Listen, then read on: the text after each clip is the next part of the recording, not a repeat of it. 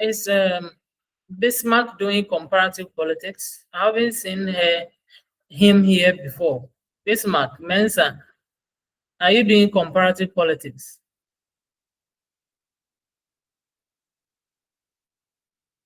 I think it's off. Okay.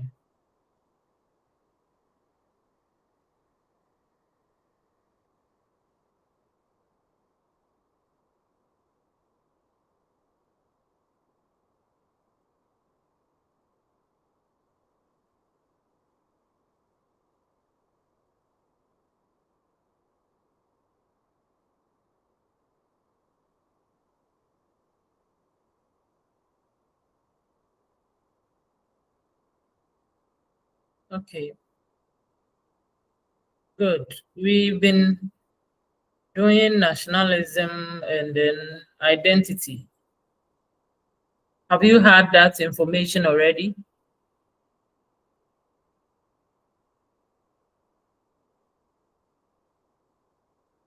I'm asking whether you have information on nationalism and identity so that I go straight to citizenship.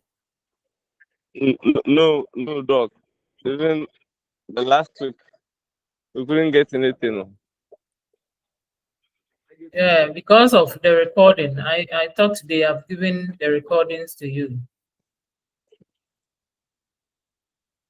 And I know they have links that they give to you.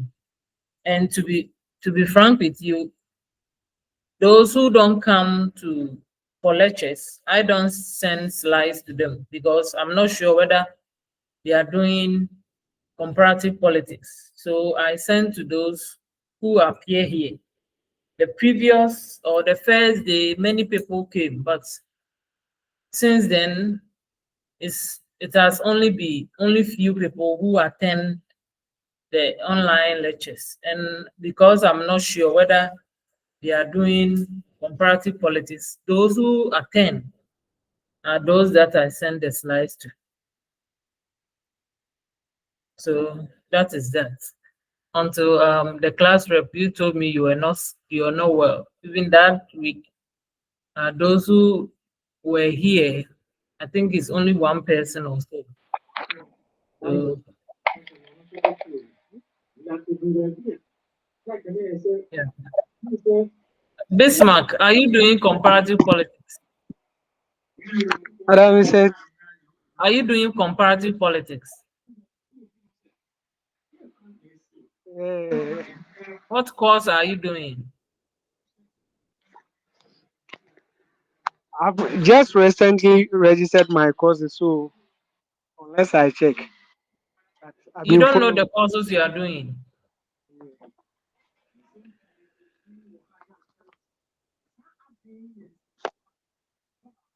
Unless I check from my courses. Hey, you have registered for the courses. So It was check and see whether you do comparative politics so that you don't waste your time here and you go to the right link. okay, madam.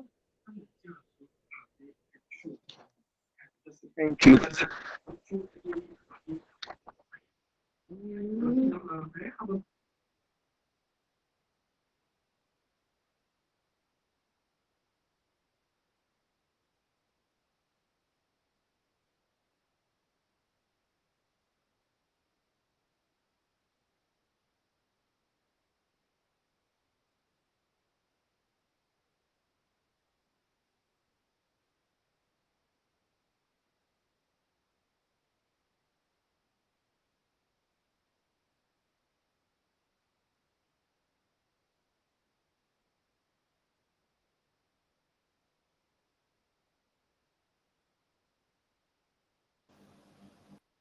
Yes, I believe that the the recordings are sent to students. And so for the past 3 weeks, the lessons that we've learned here, I believe they have sent it to you to retrieve them so that you have the recordings and then do revision towards your quizzes and your exams. And so those who come online, I also share the slides with them, because I know I've noticed that not many people do comparative politics. Those who do and don't appear online, I'm not aware. I'm not aware, because the first day people came, and then the second week some people dropped out. So I don't know the number of students who are doing comparative politics now.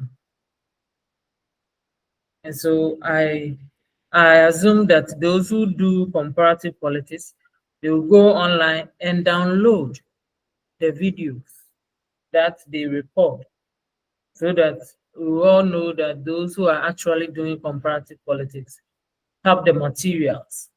Like somebody just came here, Bismarck. He is not aware whether he's doing comparative politics or not.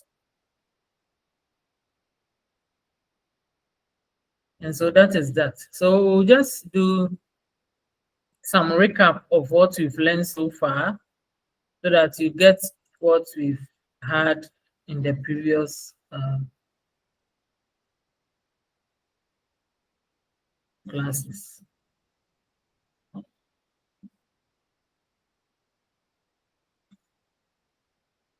So please, can you see the ethnicity and nationalism?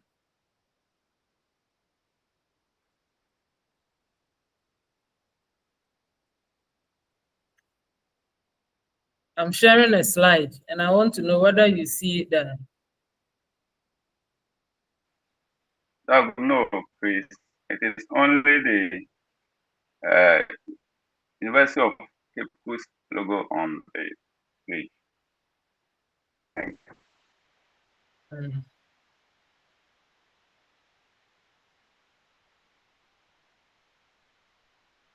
Do you see now?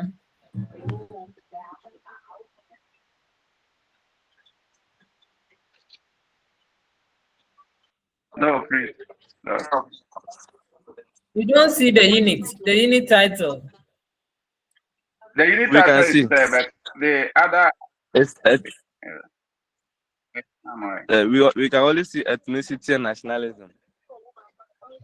Okay, that is what I'm talking about. Oh, okay. So this is what we are coming to. So you understand ethnicity, nationalism, nationhood. We have already learned nation, states, and nationalism. So we will concentrate on ethnicity. And as the recordings, if you've had the recordings, I've deliberated on all these ethnicity, and then key points about ethnicity being cultural identity, ancestry. They are all in the recordings. I'm just giving you a recap so that today we move to the last slides. Okay, and then we have language and communication as part of ethnicity. We have symbols and traditions. We have social solidarity. I was making reference to the fact that if somebody believes in friendship or brotherhood, the moment he knows that his friend or his neighbor is coming from the same ethnic group, you see that there is some kind of social solidarity. They mingle a lot. There is also the issue of social organization when it comes to even our kinship systems, chieftaincy systems. We have different way of organizing them. The way we install chiefs in the Akan ethnic group is different from the way the Gans or the people in the northern part of the country do. So all comes under ethnicity. There are different key points that when you get the recordings, you know. I will also share the slides with those who have come to for the classes today. And there is also the issue of conflict and cooperation. Okay, some ethnic groups are noted to be so peaceful.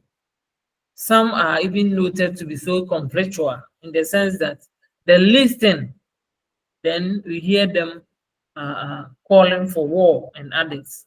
All these are parts of our ethnic or ethnicity.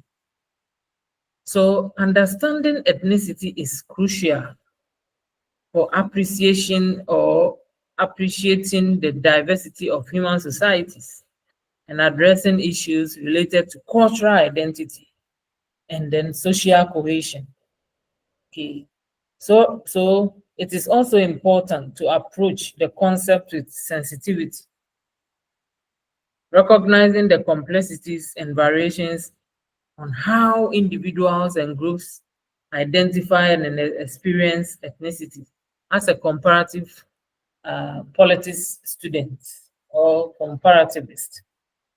When you are approaching ethnic or ethnicity or ethnic groups or elements or characteristics of ethnic groups, you have to approach it with sensitivity. Okay. And then we also deliberated on nationalism. It's a political, social, and cultural ideology that emphasizes the collective identity, loyalty, and unity of a group of people within the nation. Okay. So having the national interest at heart, loving your nation so much is what we call nationalism. And it's characterized by many elements, including patriotism. Okay. People devote themselves to their nation to the extent that they will be ready to die for their nation. They are so patriotic, okay, that they always show interest, even when they are in another man's country. You see them wearing all kinds of things from their native country, Ghana. During Sundays, they will wear kente. They will do all kinds of things to portray that they are so patriotic when it comes to themselves and their nation. So there are some features or aspects of nationalism. So nationalism also revolves around shared national identity. This identity is often defined by commonalities such as language, culture, history, and even the way we talk. Okay, the way we talk, the way we respond to issues. When you get to a place or a foreign country and you hear somebody, a black person saying, please, then it click your mind.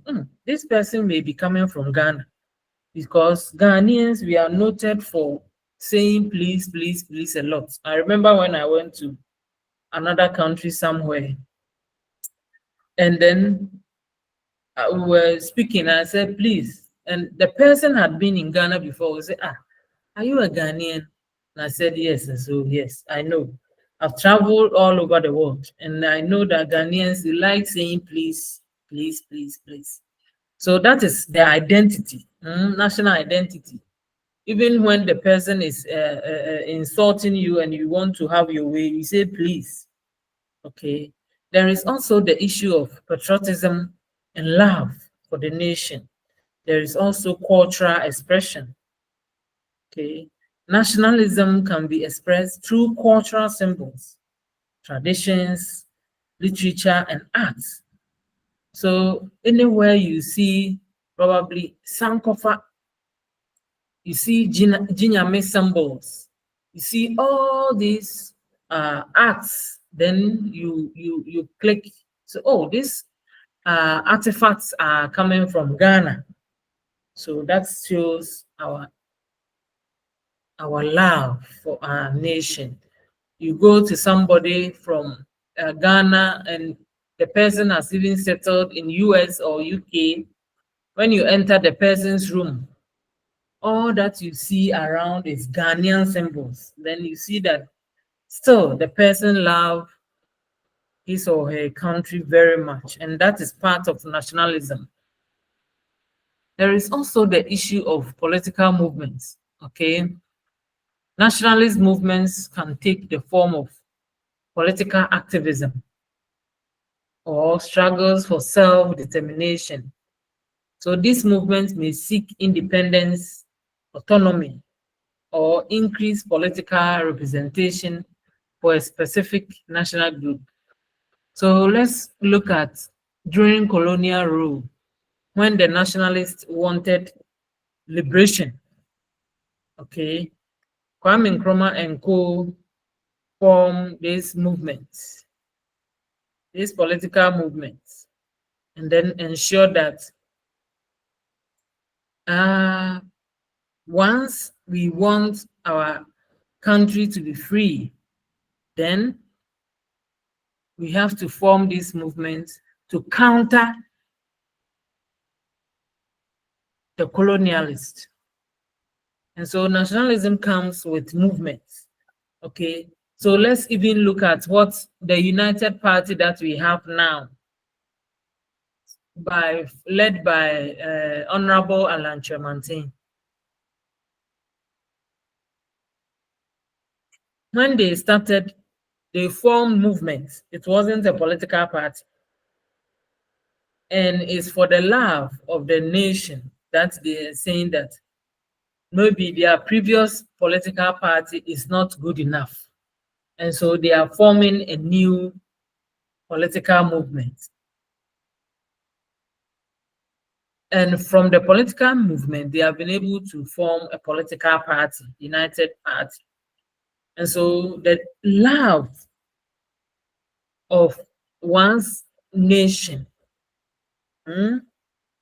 leads to the formation of movements and political parties. There is also the issue of national sovereignty. Okay, nationalists often advocate for autonomy and sovereignty of their nation. So, as I indicated earlier, Kwame Nkrumah and co, they wanted freedom from colonial masters. And so, what did they do? They advocated for sovereignty. So, after independence, they had their government in place, and then they also fought for Republican status. There is also the issue of historical narratives. Nationalism often involves the construction of historical narratives that highlight the nation's achievements, struggle for independence, and moments of collective significance. Okay. Once in a while, we hear about people who have fled this country, who have composed music like Efrimomu. It's now that we've not been hearing of him, but the narrations, historical narrations, is part of nationalism. All that Kwame Nkrumah did, we continue to narrate them. Well, even when you go to other countries, they learn. And if they have African study centers, they learn about Africans, and they learn about histories of nations. And if the dean or the head of department of that organization happens to be a Ghanaian, at least you will chip in some kind of history about Ghana, and the students will learn. The issue of nation states, the concept of nation states, where a sovereign state corresponds to a specific national group, is closely linked to nationalism. The nation-state model aims to align political and national boundaries. Okay, so as we had Togo people, they were part of Ghana. So when we wanted to form governance. Okay, they said they didn't want, when we wanted to form the state, remember we learned about state formation. The Togolese said they were not ready to be part of the Ghana state, and so they moved away through plebiscite. It's a form of referendum where we had more than 69% of the people saying that they want to move away from Ghana. Okay, and they had their freedom, and so the few Ewes who were left behind became part of Ghana. Okay, and we form the state. So remember, nations in this environment, the Ashanti nation, the Ewe nation, all form the state. Okay, so nationalism is also associated with nations coming together to form a state and then become one. Until recently that we heard some people in the Oti region area trying to say that they want to secede or break away from the state, which led to some people being imprisoned, and eventually the old man who was leading died. Okay.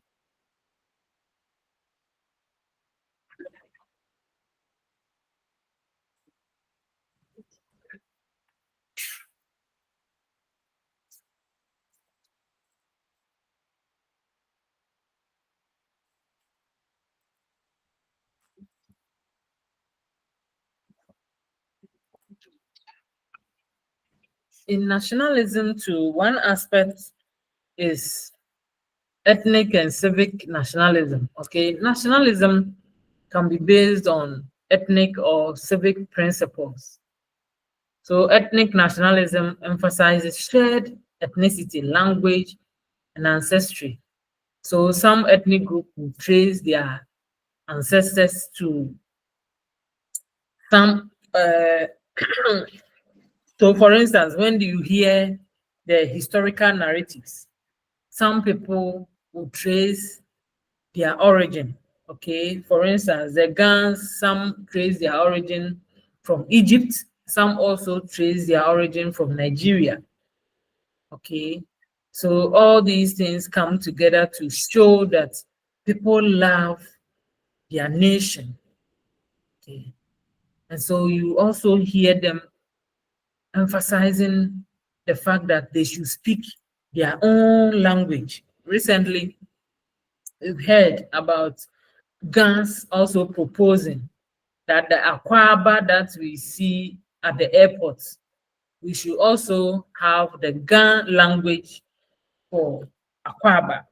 Okay, so we know Akwaba is an Akan language, and Gans also another ethnic group, and believing that the airport is situated in their jurisdiction, which is the Accra, they also wanted their language to be projected. Okay, so that is how it is. Then we have global and regional nationalism. Nationalism can extend beyond individual countries to regional or global movements. It can manifest as a sense of regional identity or as part of broader international movements. We've learned about Pan-Africanism. You've also heard about Pan-Africanism, people who were leading Pan-Africanism. Okay, we have W.E. Du Bois. We've heard Kwame Nkrumah, Marcus Garvey. All these things, these people were organizing Pan-Africanism.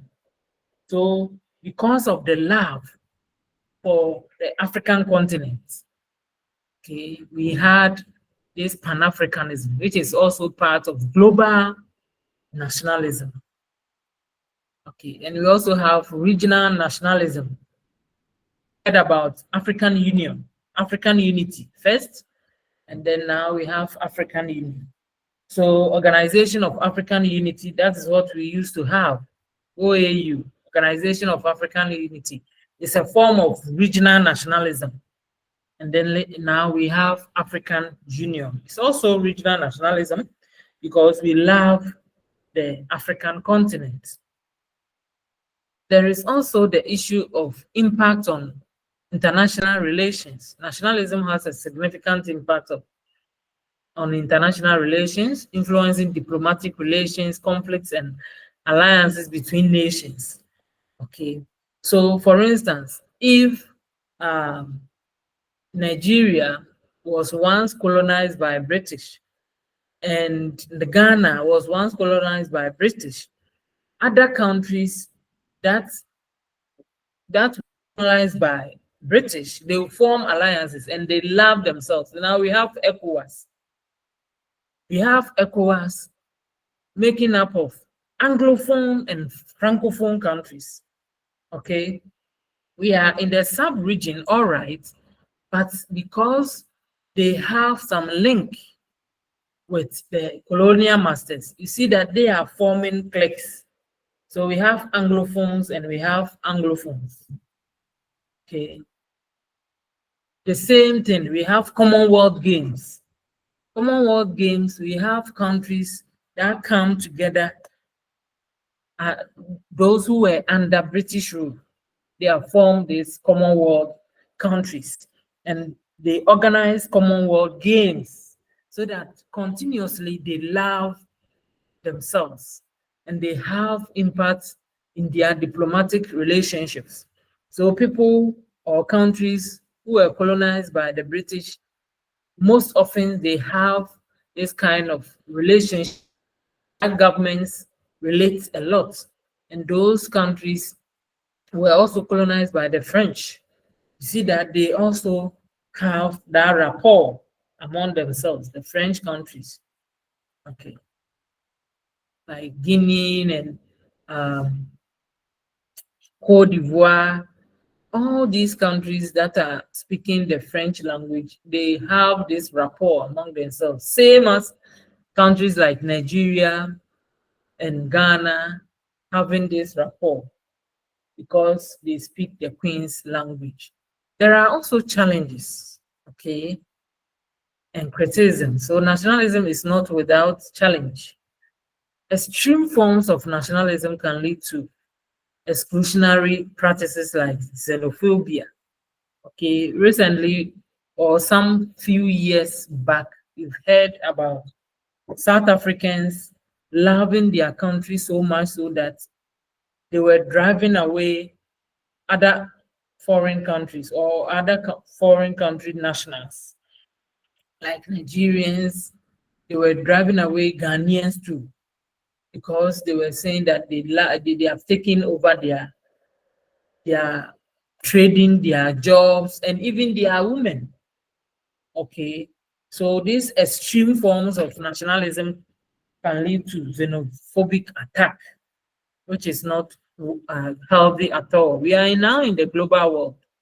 And so how can you say that you love your country to the extent that you want to drive away some people? Okay.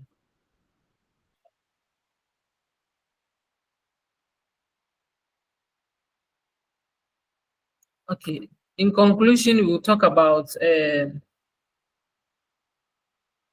patriotic symbols like flags, national anthems, and then they serving as tangible representation of the national identity. Okay, and it's central to nationalist sentiments. Okay, so even when we are playing football, the World Cup, the moment is 10, Ghanaians will sing the national anthem, and those spectators will be waving the national flag. Okay, and then the vuvuzela blowers is more of the South Africans. When we have playing football with Brazil and other countries, see that the South Africans will be blowing these vuvuzelas. And it's part of the patriotic symbols that we identify. Okay. National flag.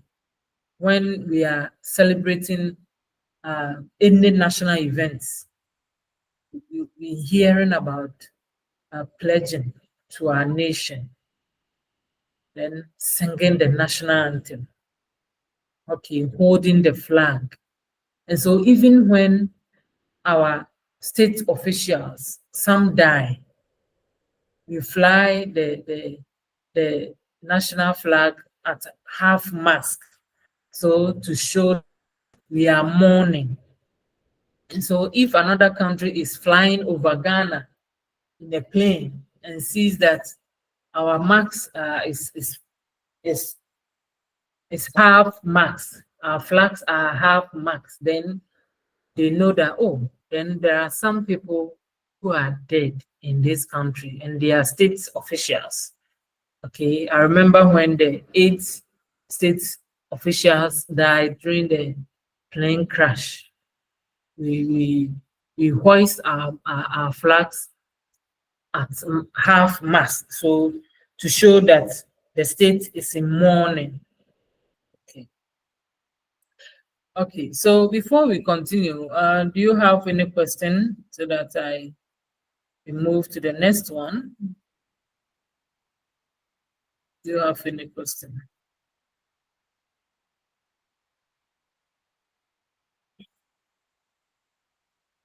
Any question? No, madam. Okay, good.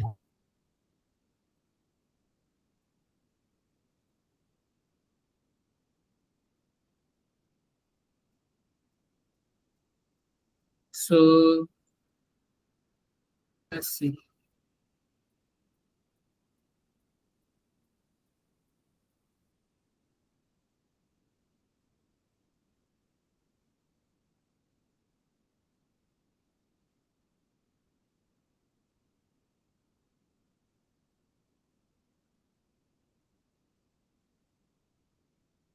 Last time we learned about citizenship, and those who were here, we deliberated on citizenship. Who were here last week? Bright, were you here? Madam, but please, I came in late. Oh, okay. Yeah. So we'll do that.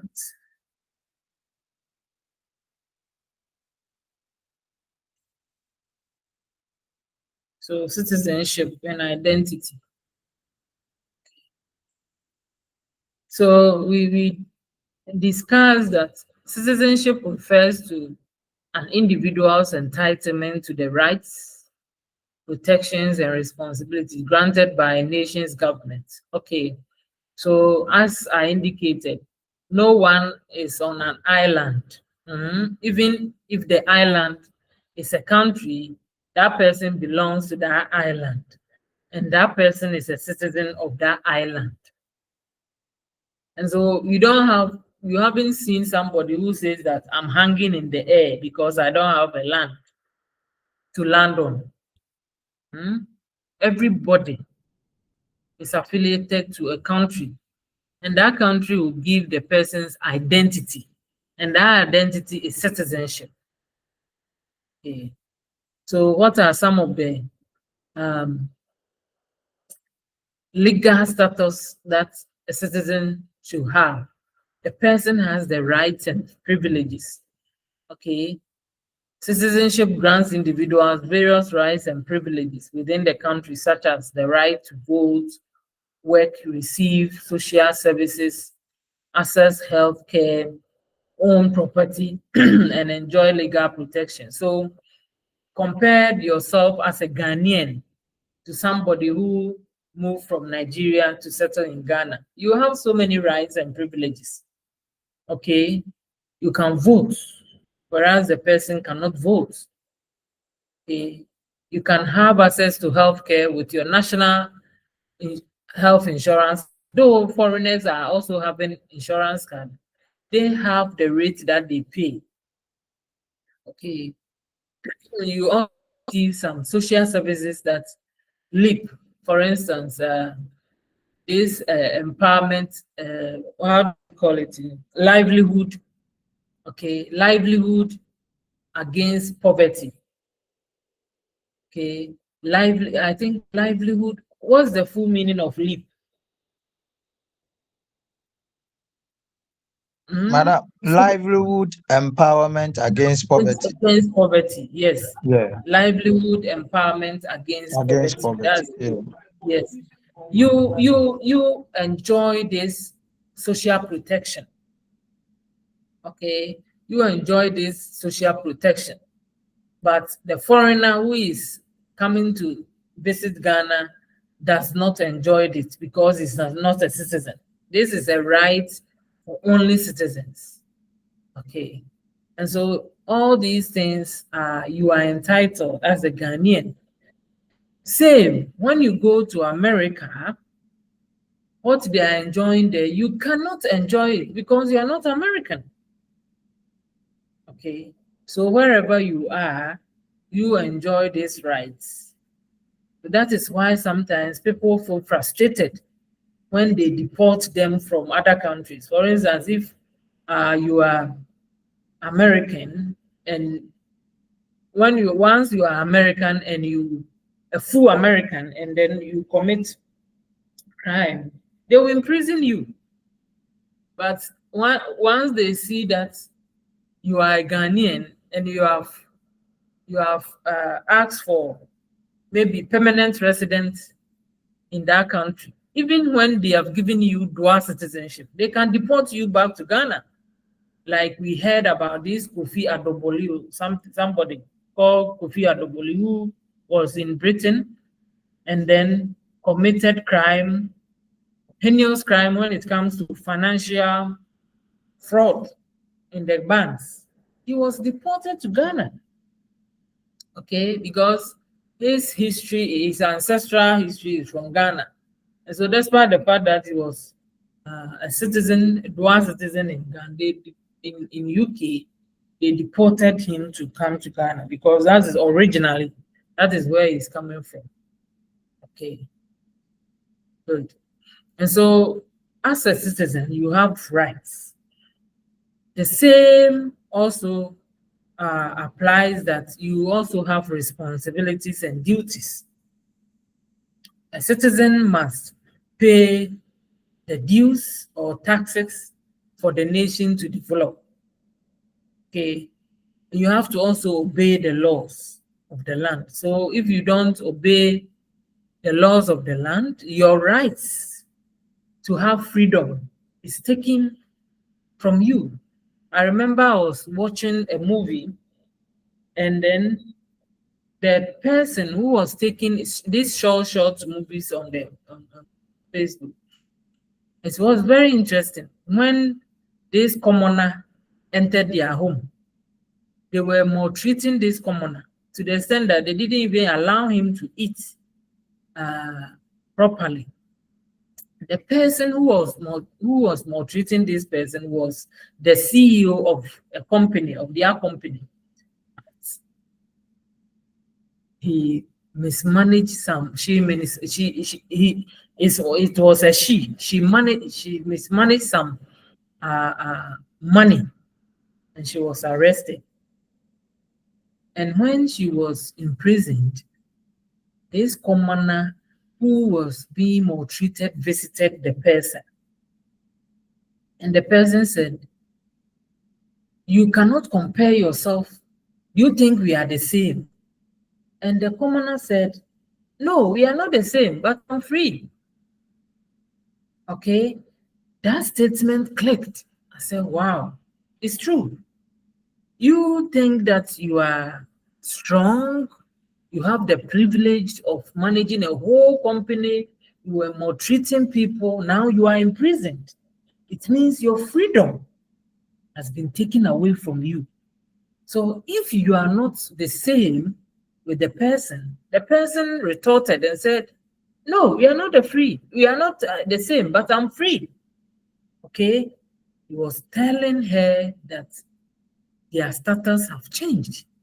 Now that she's imprisoned by disobeying the laws and not paying taxes, now he has been curtailed in prison, in jail. And this person is having his right to move around. So if you are a citizen and you don't pay your dues, your taxes, and the law catches up with you, you can be sent to prison. Or you are made to pay the fines. Okay. In some countries, if you are a citizen and then you don't vote, you are punished. Okay. Countries like Australia, if you don't vote and you are a citizen, you are punished. But Ghana here, it's like people don't even understand why they are voting. And so that is why the law is just looking, not just looking on. But under normal circumstances, a right citizen, those who know their rights and wants the state to do something for them, they have to also vote for the right person. That is why the campaign, NDC campaigned extensively and told the people that if you really want to change the government in power, then it means you have to exercise your rights. With all this fanfare, with all these Nasi songs to project NDC. Go and vote. Go and vote. Open your eyes. All these were campaigns to sensitize the people that is their right and responsibility to go and vote for change. And it happened. So if you don't also sensitize the people, like we have National Commission for Civic Education, sensitizing people to vote and have their civic responsibility as citizens to vote and know their rights, Ghana will not move on, as is happening in Togo. Recently, some people went on demonstration, and because there is no freedom of movement, there is no freedom of speech, the media is gagged by the state. The moment they entered the street, then the state apparatus also chased them. In Ghana here, we have the right to demonstrate. All that you have to seek is a permission by the police to accompany you whilst you demonstrate peacefully. The Public Act, you seek this right from the police, and they will accompany you to demonstrate against the state. So in Ghana, we are enjoying our democracy as compared to some countries in Africa. And we are enjoying our citizenship very, very well. And we are also responsible. When we see some foreigners maltreating others, we report to the police station. Now, Ghanaians are fighting galamsey, but we've heard about some government officials involved. And this Honorable Ebenezer, I've heard that he was granted bail. It means he was arrested. In some corrupt nation in Africa, you wouldn't see such things. And even in our previous government, did you hear a minister being arrested because of galamsey? No, but because we want change in Ghana, we all voted for a change. And that shows that we are responsible citizens. President Akufo-Addo said, don't be spectators, be responsible citizens. Okay, so that is what we are doing. If this government does not also do well, like the previous one, Ghanaians will vote them out. Okay, and that shows that we are developing as a nation. We also have global citizenship. global citizenship. Kofi Annan was a Ghanaian, but he was also a global citizen in the sense that he was managing the United Nations, General Secretary, Secretary General of the United Nations.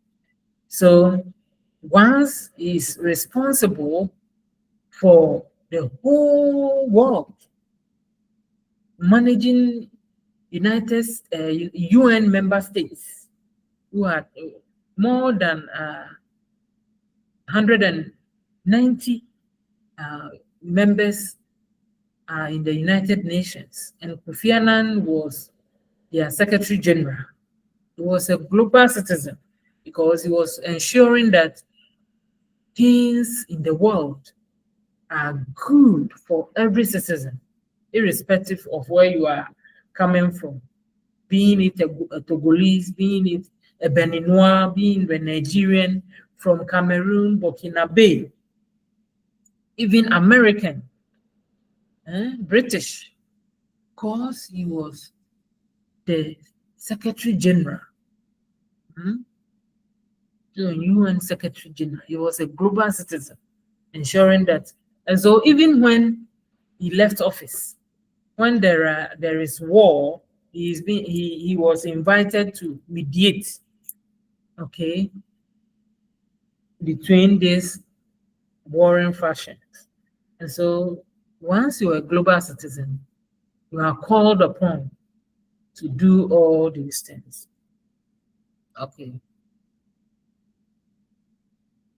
Global, it promotes awareness of global issues, cultural understanding, and a sense of shared humanity, encouraging individuals to contribute positively to the world community. Okay, so that is that. So citizenship is a fundamental aspect of one's legal and political status, providing individuals with a sense of belonging, identity, and a stake in the society in which they live. It serves as a foundation for participation in civic life and the exercise of rights and the fulfillment of responsibilities within a nation. Citizenship plays a crucial role in shaping an individual's identity, rights, and social participation. It forms the basis for legal and political inclusion, impacting various aspects of an individual's life and their relationship with the state or country they belong. So Ghanaians, we are enjoying our citizenship. That is why when somebody hits somebody on the road, a driver hits a pedestrian on the road, you see that the whole community will be following that driver to arrest that driver, to send the person to the police station. And if luck is not on the driver's side, they lynch the person to death. But we have been sensitizing ourselves that that is not right. So as a citizen, you don't kill your fellow citizen. Let the law take its course. Okay? That is why when they arrested these galamseyers and sent them to the police station, and it was alleged that these honorable members released them, the people were agitated. They were angry. Now, why is it that we are fighting galamsey and we have arrested perpetrators and imprisoned them, and you are going to release them? And so the honorable member has to answer if truly he did that. Okay, he has to answer to the courts, and that is good. It means our democracy is working, and all what we have agreed to ensure that it happens in our country, everybody is responsible to do that. And so even when you are walking around, see that somebody is beating somebody, you report the person to the police station and the person will be arrested. We are all our neighbor's keeper so that we live peacefully in this country. So how do we acquire citizenship? Okay, Citizenship can be acquired through various means, including birth within a country or descent from citizen parents. Okay. So when a citizen is granted on a person, it depends on whether the person has parents in Ghana or the person was given birth to that country, like what the Americans do. I don't know whether they have canceled that privilege. Once you are given birth in or you were born in America, automatically you are American, okay? And they will give you passports. So a lot of people, when they go and study, they try and give birth in that country, okay, so that their children will become American citizens. And I know some friends who have done that. Okay, but still, the children are in Ghana, but they are having American passports as citizens. So anytime they want to go to America, they just sit in the plane and go without seeking any visa because they are American citizens. Okay. And once they are coming to Ghana, it means that their parents must secure them visa to come to Ghana. And when they are going to America, they don't need visa to go to America because of the passports that they have. Okay, so that is that. And once your parents you are Ghanaians, you are a Ghanaian, and the citizenship status will be granted to you. That is why when we were registering to vote, and those who do not have the birth certificate, they were saying that if somebody can vouch for you and say that, oh, I know this is Akosia Sumasi's daughter's son, so they know your grandparents are Ghanaians, oh, then you'll be granted the citizenship status. Okay, so when you see a child walking around and the child is unable to identify his parents, and somebody is able to point out, oh, this child, I know the mother, though the mother is dead, I know the grandparents. The grandparents are from Adum. Oh, so he's a Ghanaian. Then the state will take over through social welfare, and then they will register you as a Ghanaian. Okay. So some people whose parents went to Nigeria, and then the Ghanaians, they went to Nigeria to work and they gave birth to them. They trace their parents' roots to Ghana and register as Ghanaians and get their citizenship status as Ghanaians. A lot of people, we have a lot of people in Ghana now. Their parents were from traveled to other African countries, but when they traced their background, they realized that their parents were Ghanaians. And looking at their condition in that country, they would trace back to Ghana and claim their status because Ghana is good compared to where they are staying. Okay.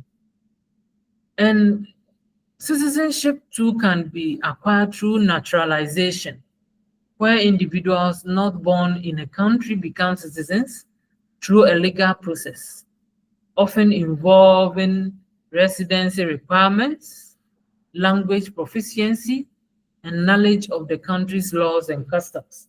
So for instance, if you want to be a Canadian citizen or you want to apply to be a Canadian citizen, there are processes that you go through, and that is naturalization. It means you want to naturalize as a Canadian. It means there are certain conditions that you can fulfill. You have to know how to speak the English, and sometimes in some states that you want to stay, you have to know how to speak the French. Okay, you have to also know the country's laws, customs. So there are some exams that you take. If you pass, then they give you the status upon paying some amount. Okay, so some people go there and study as students, and through that they may acquire all this legal status and eventually get a permanent residence and then later become citizens. That is what Honorable Kwesi, he was there as a Canadian. It means that he naturalized as a Canadian, meaning he couldn't have won as an MP once he was still a Canadian citizen. The law does not allow that. That's why he was sent to court and he was going up and down, up and down. Once the finalization took place, then he had the opportunity to contest again because he was stripped of his MP position because he wasn't a Ghanaian, and he was lucky because somebody did the same thing. He was sent to the courts, he was in prison, and he died. So you cannot navigate around the laws like that. A true citizen should obey the law. He should have finalized his naturalization to become a full Ghanaian before you should have contested as an MP. But he had not finished that. And so the law caught up with him. That is what a citizen, if you are a citizen, obey the law. Okay, obey the law. And now he's now full Ghanaian. And so he has now claimed his status as an MP for those constituents. The same thing, if you want to be American, you are a Ghanaian, you want to be American, you go to America, you naturalize as an American, either full American or dual citizen. So some people can become full American and forfeit all the rights as a Ghanaian, okay, and become a dual citizen. Some people will say, I don't want to associate myself with anything Ghanaian, so I want to be a full American. And there are so many conditions that you have to fulfill to become a full American. And if you are to, it means there are certain things you have to also fulfill, like paying your taxes every 6 months. Before 6 months, you should be in America. So there are some people who are in Ghana, who are dual citizens in America, and they suffer a lot. Why do they suffer? Because you have to be in that country to file your tax and all that. You have to pay some taxes too. You have to. So all the time they board plane and go to America just to fulfill all these things so that they don't lose their citizens. That is what Kwame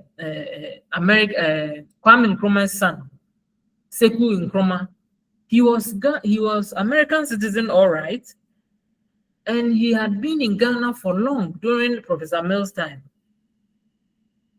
The American states almost denounced his citizenship because he had not been going to the country. So he had to file so many documents and given so many reasons before he was reinstated. Other than that, he was going to be denounced. And when he went, he never came back to Ghana. So he prefers to be American citizen than a Ghanaian citizen. Okay, like the sister Samia.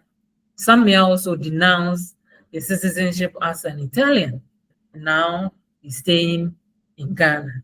So citizenship acquisition is not just easy like that. There are so many things you have to go through, and there are so many responsibilities that you have to take. Other than that, you'll be denounced, or you'll be renounced, or you lose your citizenship. So let's look at loss or renunciation of citizenship. In some cases, individuals may lose their citizenship involuntarily often due to actions violating the country's laws, or voluntarily renouncing their citizenship to acquire citizenship elsewhere. Okay, so I made reference to James Patrick Quayson, renounced his citizenship in Canada and contested the seat for MPship. Okay. So the Constitution of the Republic of Ghana spell out all the rights that a citizen can get. So, subject to the provisions of the Constitution, a person born in or outside Ghana after becoming or coming into force of this Constitution shall become a citizen of Ghana at the state of his birth, if either of his parents or grandparents or was a citizen of Ghana. So even if your parents were dead, okay, and you can prove that your parents were citizens of Ghana, then the Constitution guarantees that you will be citizen. Okay. Okay. So let's look at, after this, any question? Any question before we go to identity?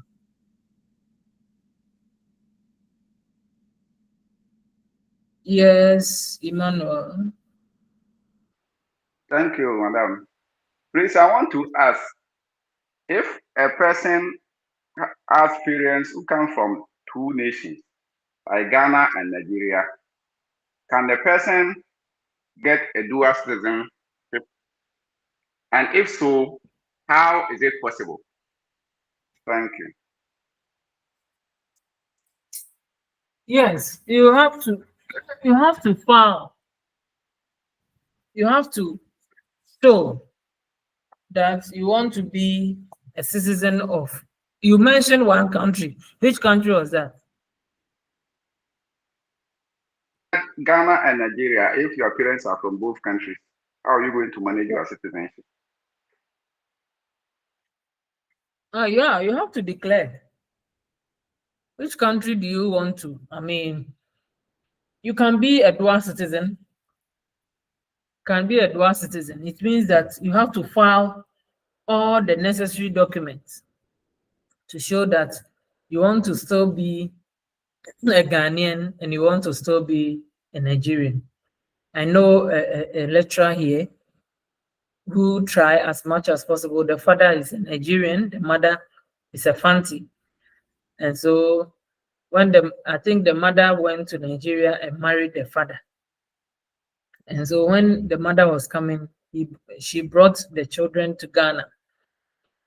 And because they had stayed in Nigeria for long, they were speaking the Nigerian language all right. The person has now declared himself as a full citizen of Ghana, though he has the father's surname, as Nigerian surname, but he has declared himself and taken on, because the mother is a Ghanaian, has taken on as a Ghanaian citizen. If he wants to go to Nigeria, he has to also seek a visa or the right documentation. The fact that your father is a Nigerian and you have not declared yourself as a Nigerian, then it means that if you want to be a dual citizen, then it means you have to file all the documentation so that you go to Nigeria as also a Nigerian citizen. But remember, the moment you do that, it means even when you are interested in politics in Ghana, you will not be given any appointment.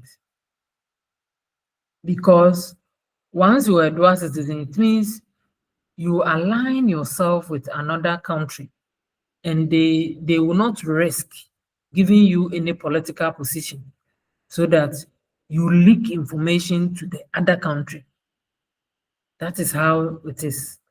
Because they know you you are not faithful to Ghana only, but you are faithful to another country, they will not give you public, especially politics, position in politics, so that you get information and you leak to that information. That is why when Kwachi Kwesin was elected as an MP, it was not allowed because he has not fully renounced his citizenship as a Canadian. Okay, so that is that. You file, if Kwachi Kwesin was not interested in politics, he could have still be a dual citizen of Canada and will not come to enjoy any political position. But the moment he wanted to enjoy political position, he had to renounce his citizenship as a Canadian. So that is that. You file all the documents, and then I know some Ghanaian in America who normally comes to Ghana with his Ghana passport. But I've told him that if he is arrested, he will find himself in a very big soup because you are American citizen. You have gotten the American passport. So you are a dual citizen. So when you are coming, you indicate that you are a dual citizen in America and all the things that you are supposed to do, you do. But you can't come with the full Ghanaian passport, that you are Ghanaian fully and then you went to America. No, no, no, no. Don't do that. When you do that, you are not a good citizen. Okay. So all that the law will say you have to follow if you want to be a very good citizen. So if you want to be a Nigerian, both Nigerian and Ghanaian, so you have to also know your responsibility and you have to also know your rights. Because once you are a Nigerian and you are a Ghanaian, you can't vote. It means you are a dual citizen. You can't vote in Ghana. And you can also vote in Nigeria. So choose one and then you'll be free. Abba answered your question. Yes, please, madam. Thank you.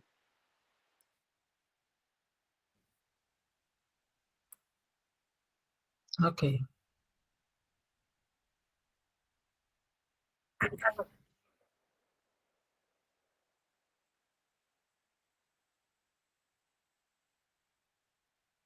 So let's look at identity. How do you identify yourself? Do you identify yourself as your language? Do you identify yourself as your dresses? Do you identify yourself as the belief system, what you believe in?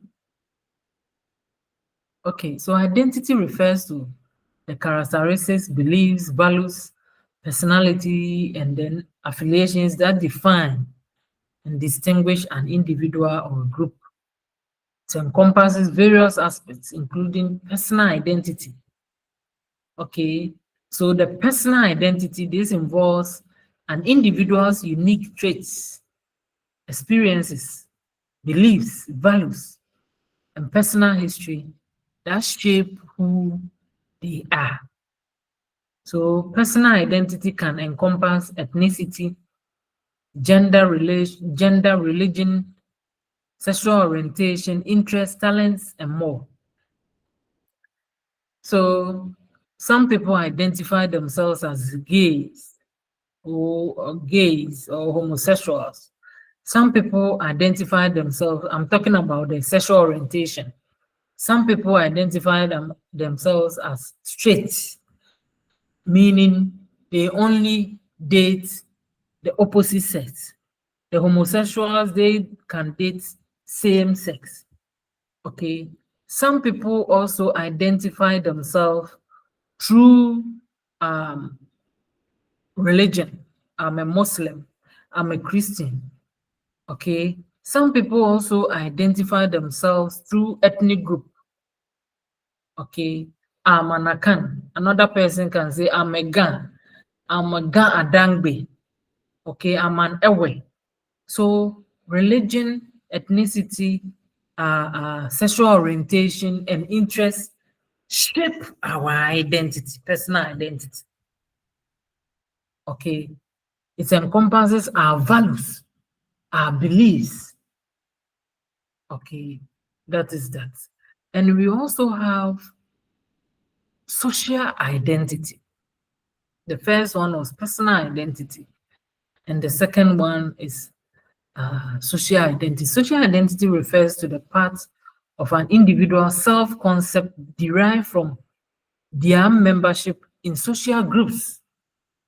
Okay, this includes identification with groups based on race, ethnicity, nationality, religion, socioeconomic status, occupation, political affiliation, and more. Okay, social identity influences how individuals perceive themselves and others within society. So some people say that, oh, with my social status, okay, I'm a Presbyterian. Okay, another person will say, oh, okay, I'm a Catholic. That is social identity. We are identifying ourselves through groups. Okay, through groups. And some people can also say, oh, and I'm MPP. Another person will say, I'm an NDC. So you are identifying yourself with a group. Okay. And we also have cultural identity. Cultural identity is shaped by the shared values, customs, traditions, language, behaviors, and symbols of a particular culture or ethnic group. People believe in festivals and associate with such festivals. Some people even believe in trokosi. People believe in female genital mutilation. They are all outlawed now. There are laws banning trokosi and female genital mutilation because they are illegal practices. Okay, they are now illegal practices. But first, even people in high ranking were saying that if the wife that is going to marry is not circumcised, female genital mutilating, where they cut the clitoris of a female, those who believe and identify themselves in these cultural practices, they were saying that if the woman that I'm going to marry is not circumcised, they believe in that. They will not marry them. But now it's a illegal practice. And so that is why you always say that culture is dynamic. It will change. Okay, so those who believe in that, now they have to rent their belief. Now that trokosi is now outlawed, they don't have to believe in it again. Even if you believe in and you practice it, the law will catch up with you. The same female genital mutilation. If you practice it, the law will catch up with you because it's now outlawed. Okay. So cultural identity encompasses the sense of belonging and attachment to a specific cultural group and influences an individual's way of life, beliefs, and perspectives. Okay. And we also have national identity. National identity pertains to the sense of belonging and attachment that individuals feel towards their nation. We've mentioned about nationalism, the interest and the love we have for our nation. So because you love your nation, Ghana, wherever you are, you identify yourself as a Ghanaian. Even when you are a dual citizen, at some point in time, you identify yourself as a Ghanaian. Okay, because of the love for your nation. And that is why some people are torn between. Okay, so if a dual citizen is a footballer from America and Ghana, I think you've all witnessed that before. where Americans are playing with Ghanaians, and you see that the person will be torn between the two. I play for Ghana or should I play for America? Okay. So when it comes to football, this the issue of you cannot belong doesn't come here. Unlike politics, once you are American, you are a dual citizen. You have to be a dual citizen. You can't be in politics. But once you are a dual citizen, you can still say that you are coming to play for Ghana, and you can still play for America. The law will not, I mean, work against you. Unlike politics, where the law will work against you.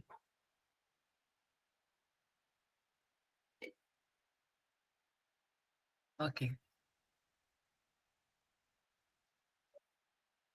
There is also the issue of intersectionality.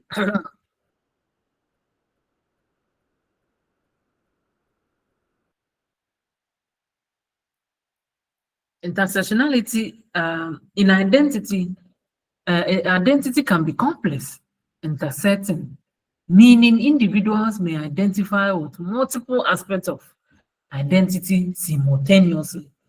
Okay, somebody can identify him or herself as a Muslim, and also identify himself as another religion. Sometimes I wonder how they are able to intermarry, a Muslim marrying a Christian.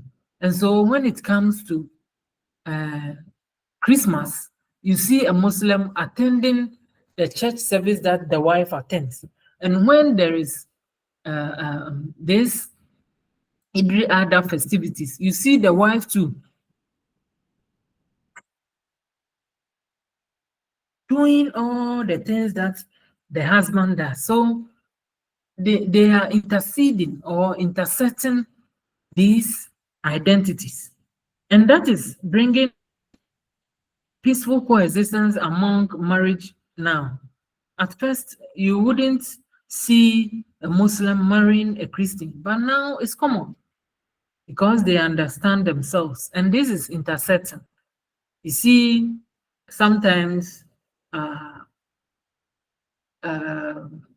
this mosque in this area, Abosokan, where we have the mosque there, we also have Christian church there. When they are celebrating their Salah, you see a lot of Christians, patronizing the Salah. Now, Christians, I have a Muslim opposite my house.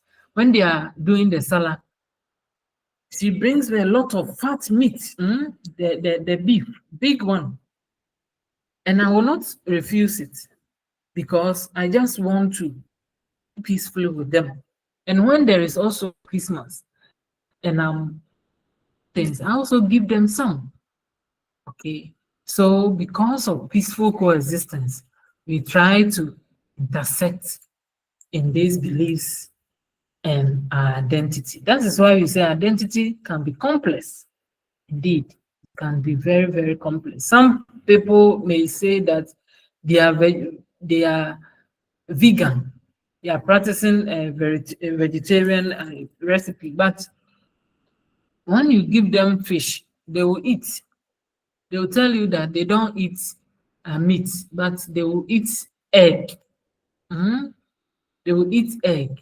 Some people are saying that once they are vegan, they will not eat anything regarding meat or egg or something. So some people can intersect all these things. How can you say you are a vegetarian and yet you eat fish? Why don't you eat only vegetables? So that is why we say identity is very complex.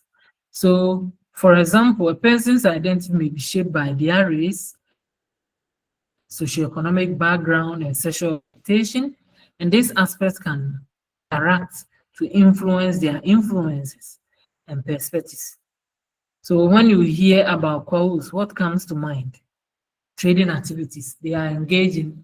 When you hear about Ashantis, what comes to mind? They are boastful. Okay. When you hear about people from Bono, what comes to mind? Oh, they have brotherly love. Even when a Bono man travels outside, he will work hard and come and take his natives to the. So all these are part of identity. When you hear about the airways, what comes to mind? Oh, Nyablo, when they hear that you speak the same language as them, they will love you. So that is how it is. That is identity for you. But identity is fluid. So there is fluidity and development in identity. Identity is not static, okay? It can evolve over time as individuals experience new things, interact with different cultures, undergo personal or reassess their beliefs and values. Like I indicated, now we have Muslims, but in some jurisdiction, you don't see this existence. For instance, in some parts of Nigeria, the Muslims don't even become so free with the Christians. There are always clashes. Okay, so when they come to Ghana and they see us, when they are celebrating the Salah and Christians are also enjoying the Salah, they are so envious. They say, we envy you Ghanaians. Look at the way you are living, so lovely, peaceful, enjoying the Salah and the Christmas together like that. They are happy when they see it. And it's because identity is fluid. And because we love ourselves. And because when we go to school, Muslims and Christians, we all mingle together. Okay, and learn the same thing. So that Muslims will learn something about Christianity, and Christians will also learn about Islamic religion, and so that we understand each other. I don't think it happens in some of the countries that I've mentioned.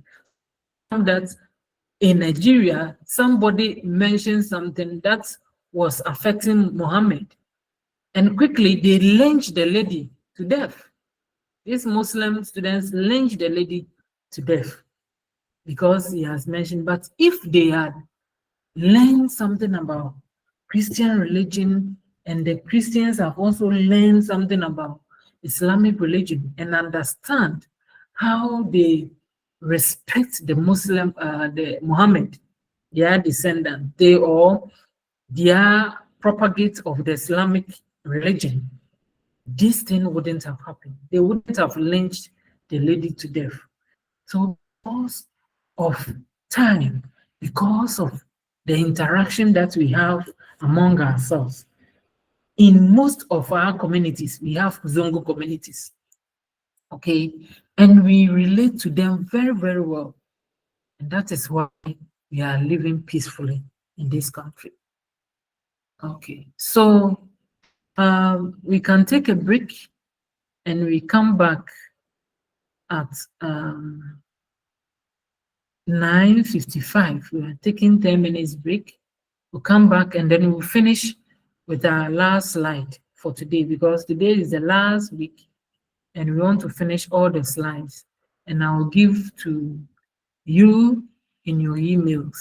So let's take about 10 minutes break, and then, but before we go, if you have any question, ask,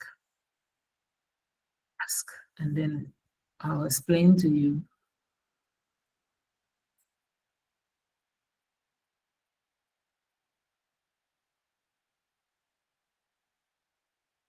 And so these are the questions that you can also, who is a citizen? What are some of the rights of a citizen? How would you identify yourself? What are some of your duties and responsibility as a citizen? And you can also prepare 10 objective questions for yourself, so that when it appears in exams, you will not find yourself wanting. These are self-assessment tests. Okay, so let's go for the break and come at 9:55. But I'm not going off. I'll still be on call. So when you come, then you complete. Thank you, Doc. Okay.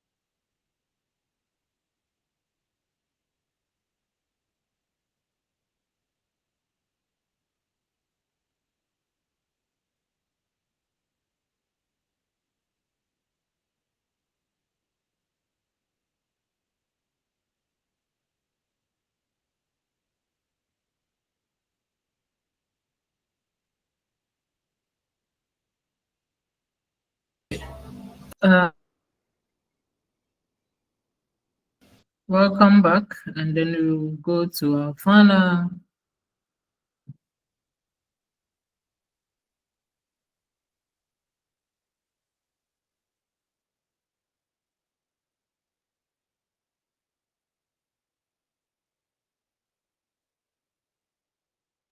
Okay. Today we are looking at political systems.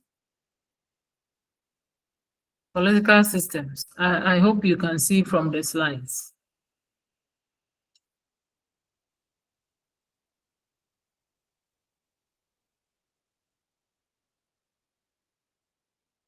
Can you Yes, see? Doc. Yes, Okay, Doc. So we are looking at types of political systems.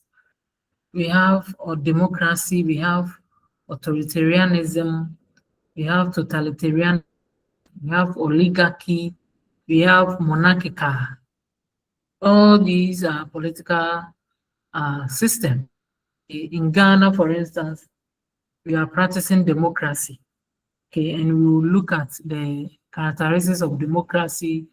We have the features and all that will make a country democratic. Okay, and we also have a hybrid form of democracy or hybrid regimes or hybrid form of political systems. Okay, because um,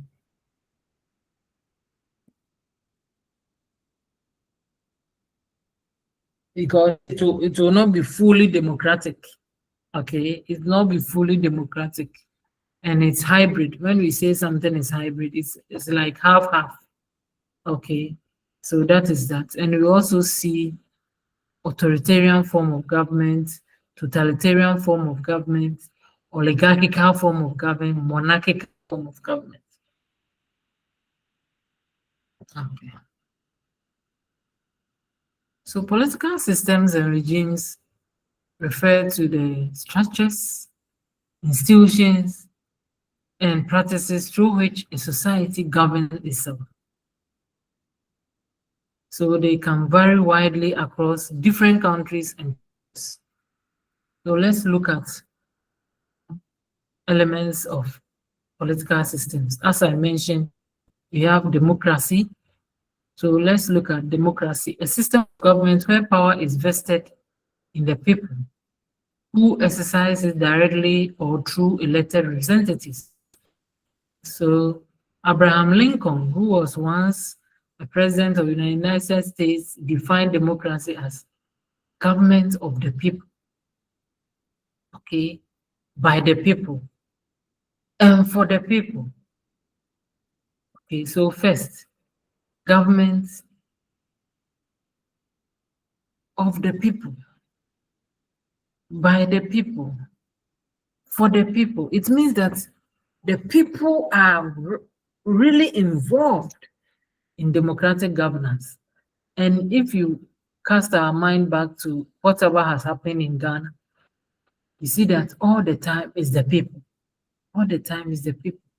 The current NDC government, compared to the previous NDC, you see that this time they are involving the people. Okay, gone were the days that we could hear that when the people voted, the president then, Mahama, will say that I'm a dead meat, a dead goat. It means that whatever you say, I will not listen. But now they have changed. They have changed. I have now seen that democracy that you are practicing is the people. So you have to satisfy the people. That's why when he assumes office, coming back to be kind of the second coming of Mahama, he drew a social contract with the people that within the 120 days, I'm going to do A, B, C, D for the people. And based on that, you can see that we are thriving as a country because it's for the people. When they arrested the galamseyers and the ministers, Obika and the person who is still understanding democracy leads the people.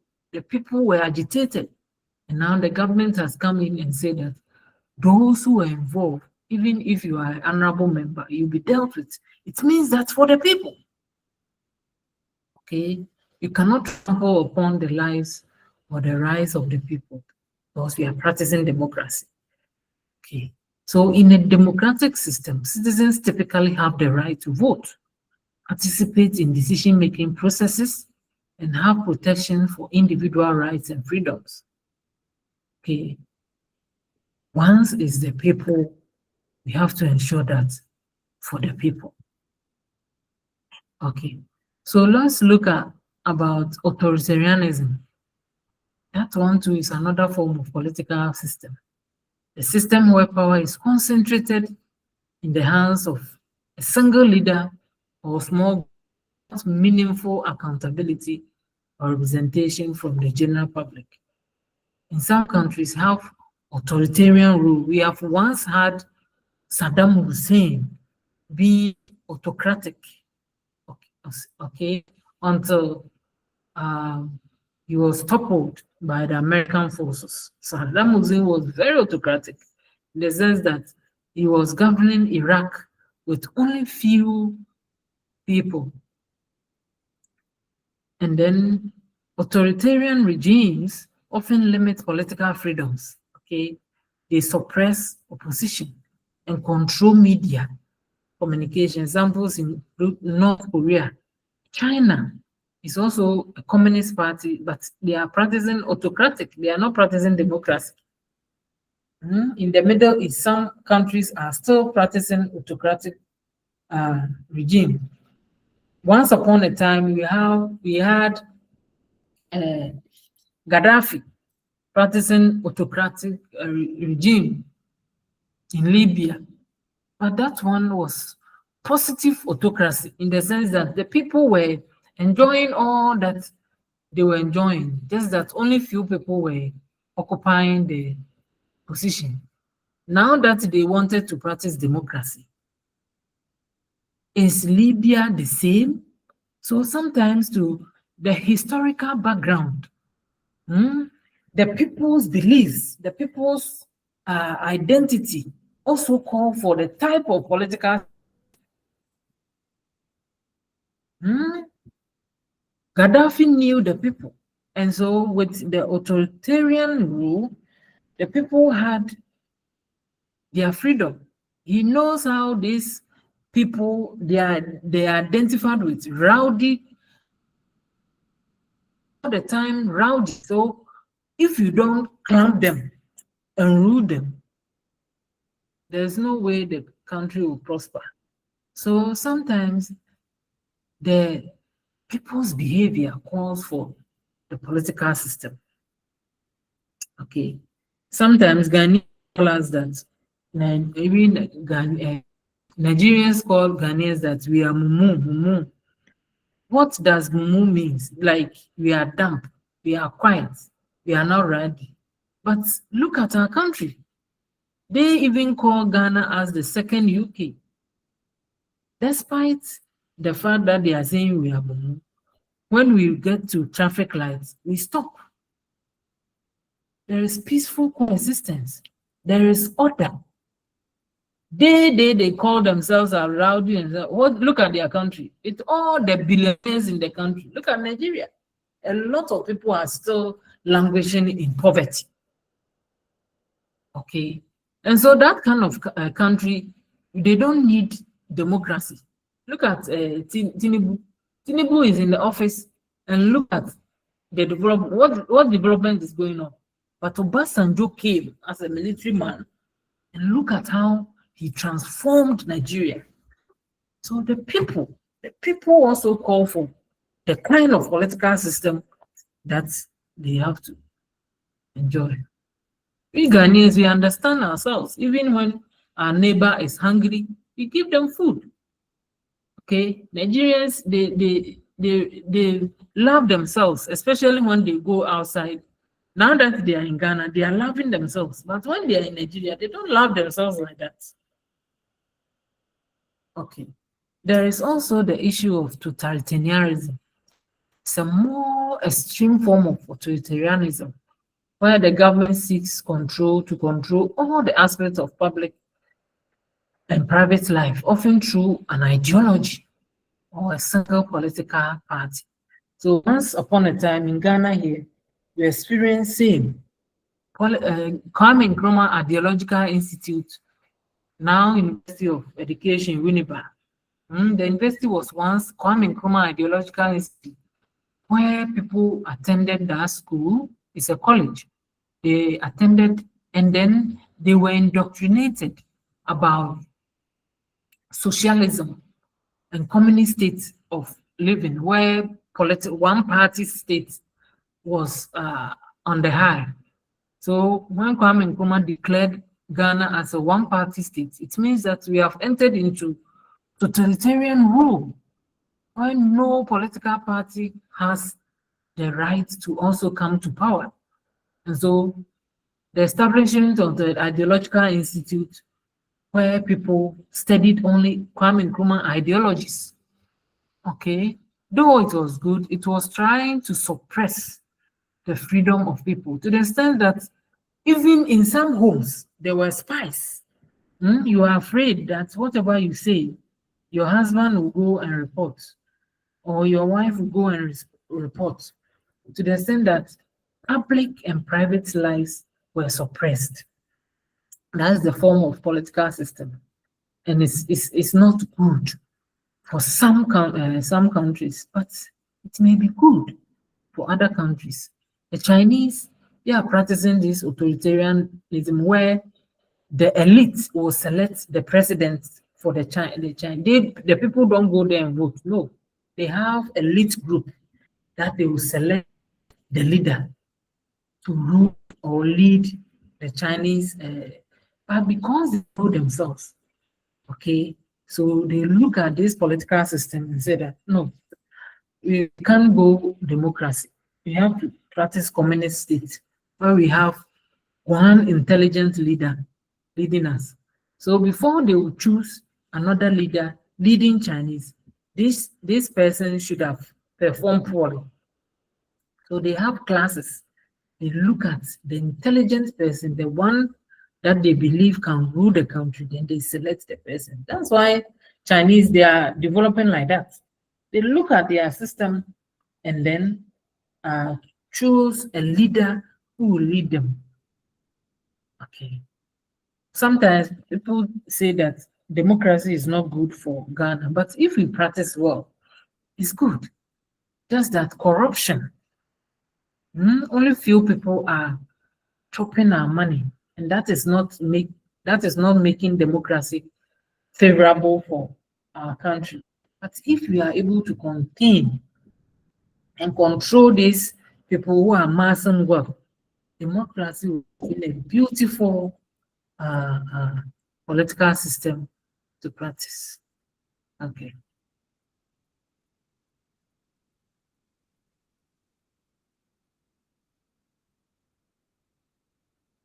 Okay. There is so totalitarian regimes tightly control information, suppress dissent, and employ extensive surveillance and propaganda. Okay, so historical examples include Nazi Germany under Adolf Hitler and the Soviet Union under Joseph Stalin. Okay, and we have a monarchy, which is also a system of government where a single individual, usually a king or a queen, holds supreme authority, like we have the one in the UK. That's the British governor, monarchy, controlling some parts of the United Kingdom. Okay, we have monarchies being absolute, where the monarch has unchecked power, or constitutional, where the monarch's power are limited by constitution or parliament. So we can say the UK monarchy is constitutional in the sense that parliament can also decide and reach out to the monarch oh, we have sat down in parliament, we have decided on this, and so this is what we have, and then the monarchy can also assent to it. But there are some countries where they don't have, you can't even check the monarch. Okay, you can't check the monarch. It means that there is no way you can even control anything that the monarch says. In this global world, I'm finding it difficult to see a country like that. I'm finding it difficult to see a country. So as we continue, the political system is becoming dynamic. We once had the Egyptians having the monarch, but they overthrew that monarch. Okay, so now they have a government in place. They have a government in place. Same as Ethiopia. They also had a monarch or emperor practicing the monarchical system. And they overthrew that emperor, and now they are practicing some form of democratic system where people go and vote. But it's hybrid. Hybrid is not total or full democracy. Okay. There is also oligarchical. Oligarchical. So oligarchical assisted power is concentrated in the hands of a small privileged elite, whether it's based on wealth, family ties, military control, or other factors. Okay, so once upon a time, Ghana, people were trying to say Ghana was turning out to be oligarchy because the family of one group of people were ruling. They were accusing the Nana Addo family of Oriata, J. Jankwa, this Gabi Ochudakun, Asante Bedietuo, and all these things. They are a family tied to the presidency. And so Ghanaians were trying to say that we are turning the democracy that we have into oligarchical system of government, where family ties and other things were ruling, amassing all the wealth. Now that Ora is in place, you've seen these people's names open up. People are saying Oforiata will not come and account. There's no way you come to Ghana. And people are saying that then all the assets that he owed should be confiscated. Now the Tema land that we learned he bought has been reverted to the state because it was state land. That's what we've heard. And let's continue to retrieve all the assets that they acquired without due diligence, so that if we practice due diligence in our democratic rule, every Ghanaian will enjoy, and the people will enjoy. Okay. So in oligarchies or a small group effectively governing and control resources, often at the expense of a broader citizen participation. Okay. So once they were in power and they were amassing themselves with this all kind of state wealth, other people were not benefiting. Other people were not benefiting. And this government has come to correct those mishaps. And so ORA is in to retrieve a lot of them.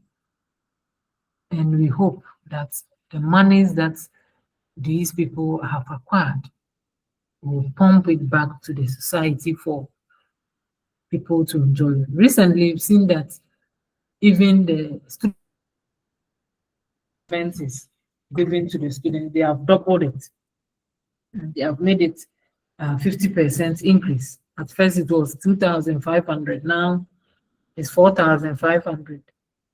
So it means that it's 50% increase. So, and I was even asking, why not give full scholarship to these vulnerable students? Look at how these politicians are chopping the money. If you give the full scholarship to students, they will enjoy, like Botswana is doing. Botswana is giving full scholarship to any students who enters university. And they are also giving allowances also on top of that. And so we have to also look at these things.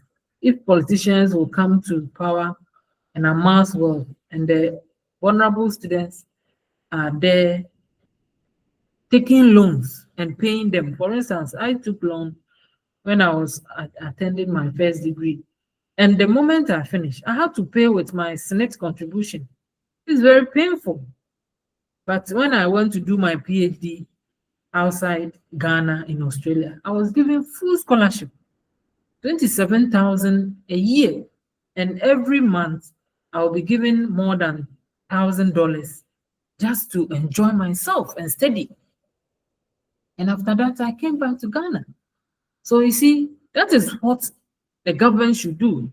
It should give scholarship to students so that when they even go to another country, they will remember that at least the government gave them a scholarship, some form of scholarship. When I was receiving my scholarship in Australia, I was also paid my salary half, at least half. And after enjoying the scholarship for more than 4 years in Australia, I came back. Okay, I came back because of my citizenship rights and responsibility. I don't want to stay in somebody's country whilst the government has paid some of my salary for me to study and come back. I will just stay there. No, my conscience was not right for me. Some of my friends were saying that, Janet, you are going back to this country, Ghana, and say, no, I have to go because I've enjoyed from the States and I have to also give back to the States. If I stay here, my conscience will not, so that even something happens to me, I will even be brooding. Say, I collected all this scholarship. My state government gave me all this support, and I've stayed back.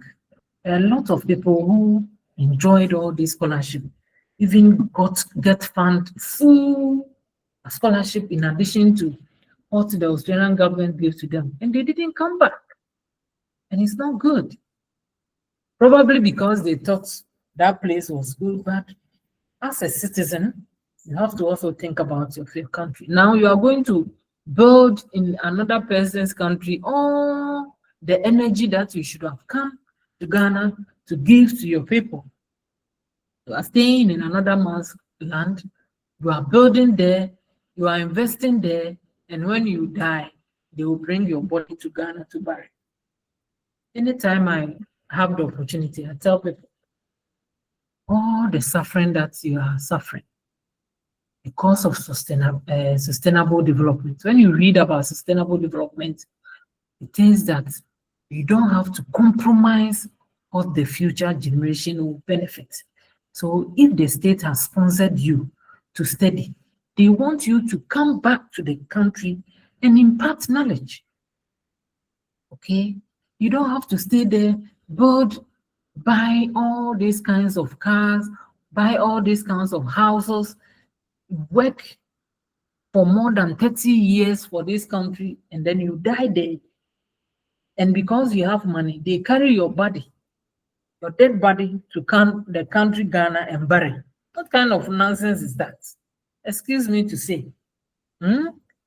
All the money that you've worked throughout your life, you've left it in Kwasi house, their home, the land. And when you die, they carry your body to come and bury in Ghana because your ancestors are Ghanaians. I mean, I thought some people who listen with me understand that you don't have to spend all your life in somebody's country, work, buy all the properties and leave them there. If you have gotten some money, come and give to your people. For instance, me, when I got some scholarship I accumulated them and came back and built a very beautiful school for my mother.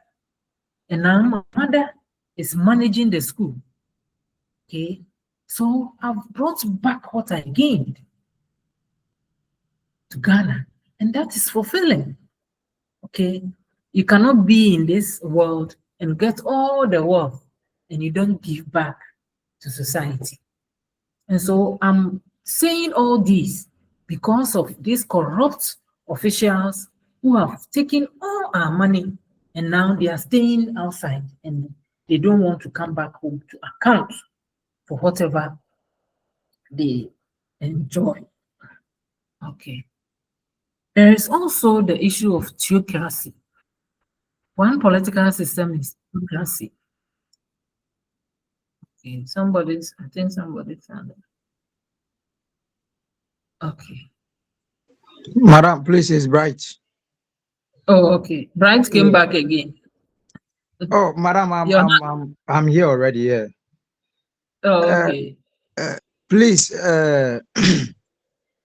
with the issue of China, the way they practice their system, I think that is the best way every country must also practice. You have to look at how the way your people are, and then you adapt a system that will suit the people.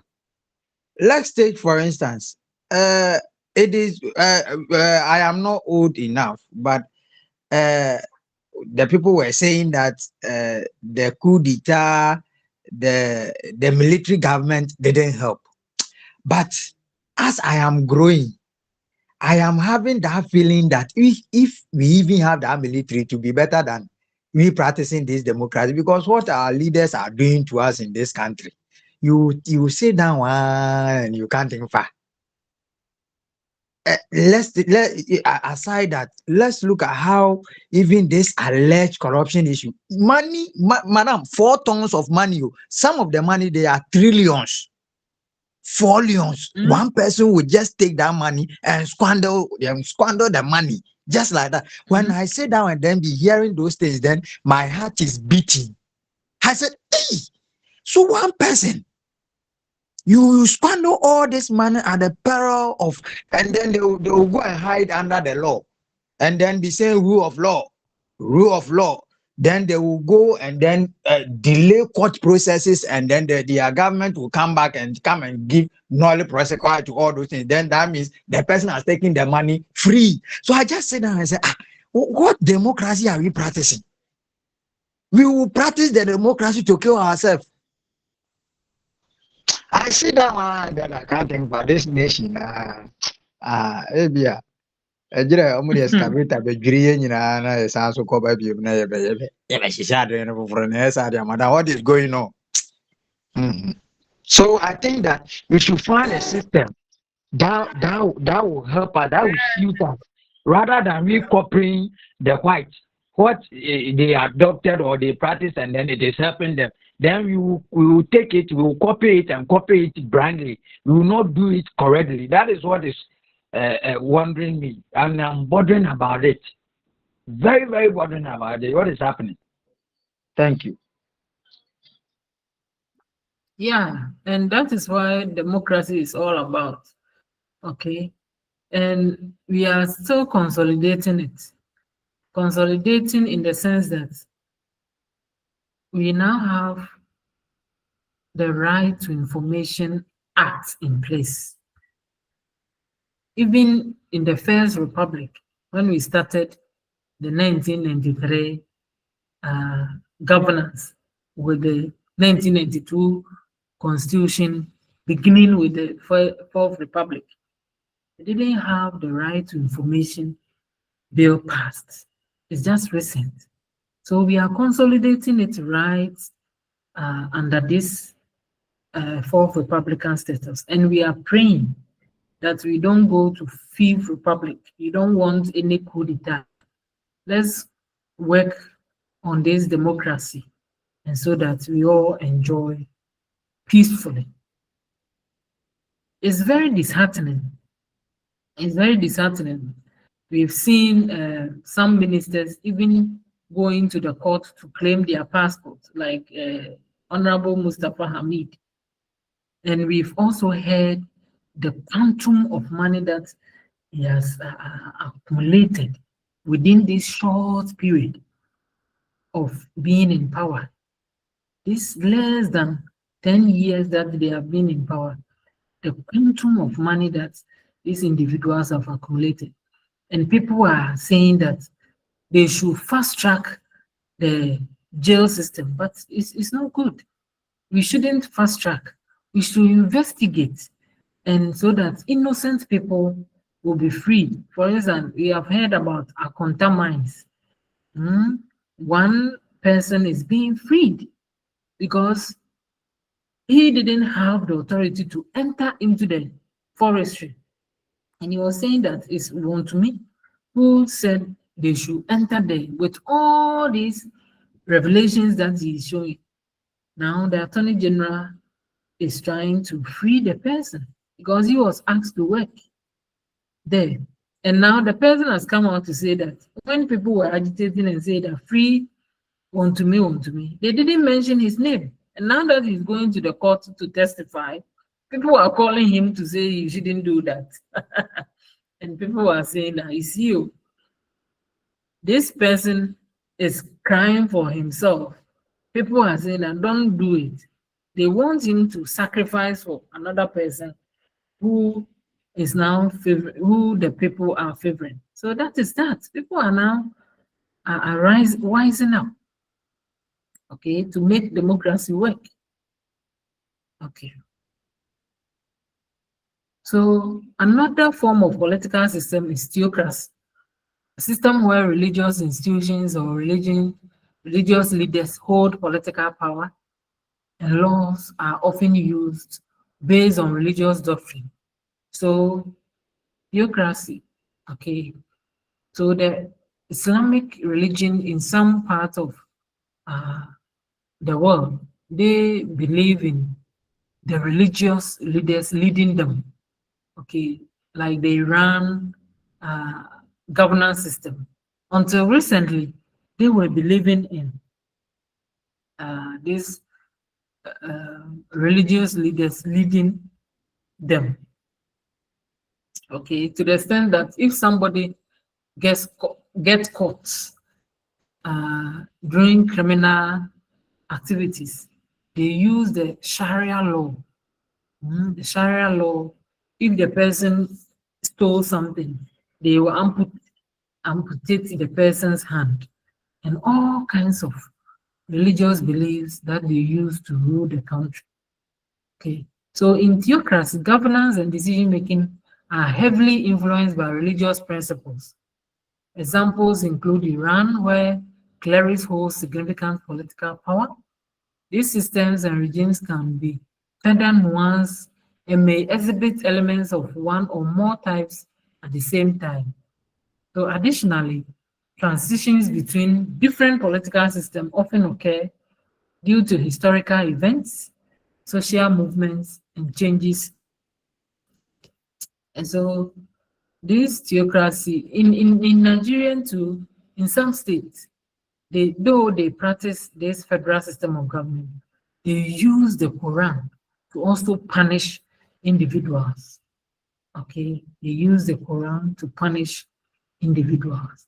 So the Sharia law is also happening in Nigeria. I remember they also practice some kind of so that is where you have this the hybrid playing out. The hybrid system is not purely democratic. Some people's rights are even some people's lives are even taken. Unlike Ghana, it's a long time since we heard that the president had assented a jail sentence for somebody to be hanged or face firing squad or death sentence. It's a long time since we heard that, because of Amnesty International plea that a person's life, if a person has taken somebody's life, if you also take the person's life, you have also committed the same sin or criminal act that the person did. So that is why Jacka P and this friend who murdered the taxi driver, they were sentenced to life imprisonment. And it's just reason that the friend, I've even forgotten the name, he was the dance champion of Ghana. He was a musician now turned a pastor. He was now given a pardon by President Kufuor, and he traveled to US and became a pastor there. He didn't want to even come back to Ghana again. Okay, the law is working. Okay, just that we haven't heard death sentence and hanging and all that. But recently in Nigeria, the husband of the musician who died, that they went to court and established that the husband maltreated the wife. They sentenced the person to hanging. I don't know whether they have hanged the person. Okay. So let's look at hybrid regimes. Hybrid regimes refer to political systems that possess elements. Yes. Dog, I wanted to know if with the theocracy type of leadership, can I give an example of the Vatican City? Okay, give example of The Vatican City. Okay, mention. Give us. What do you learn about the Vatican City? Dog, I know it is a city on its own in Italy, which is also being governed by the Pope.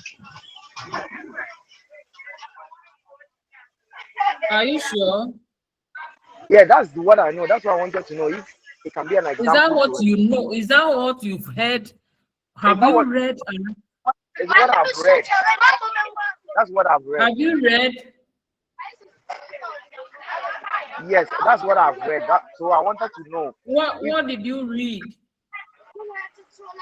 No, dog. I was told it's a city on its own, which is governed by the Pope, but a city in Italy.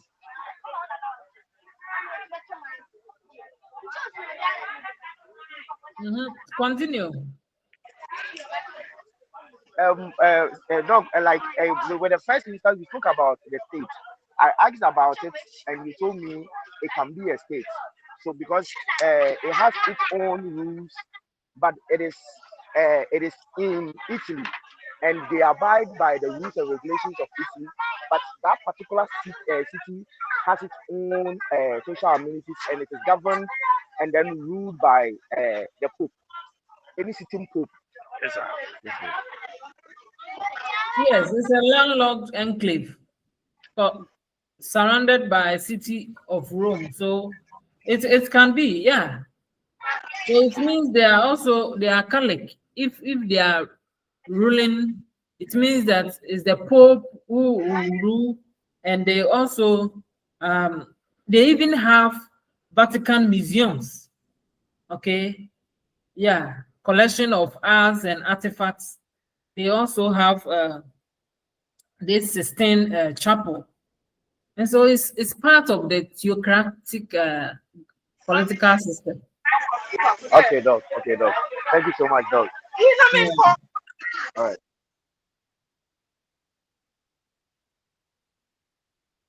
But their official language is Italian or Latin, and so that is why sometimes they say that Pamabakal and this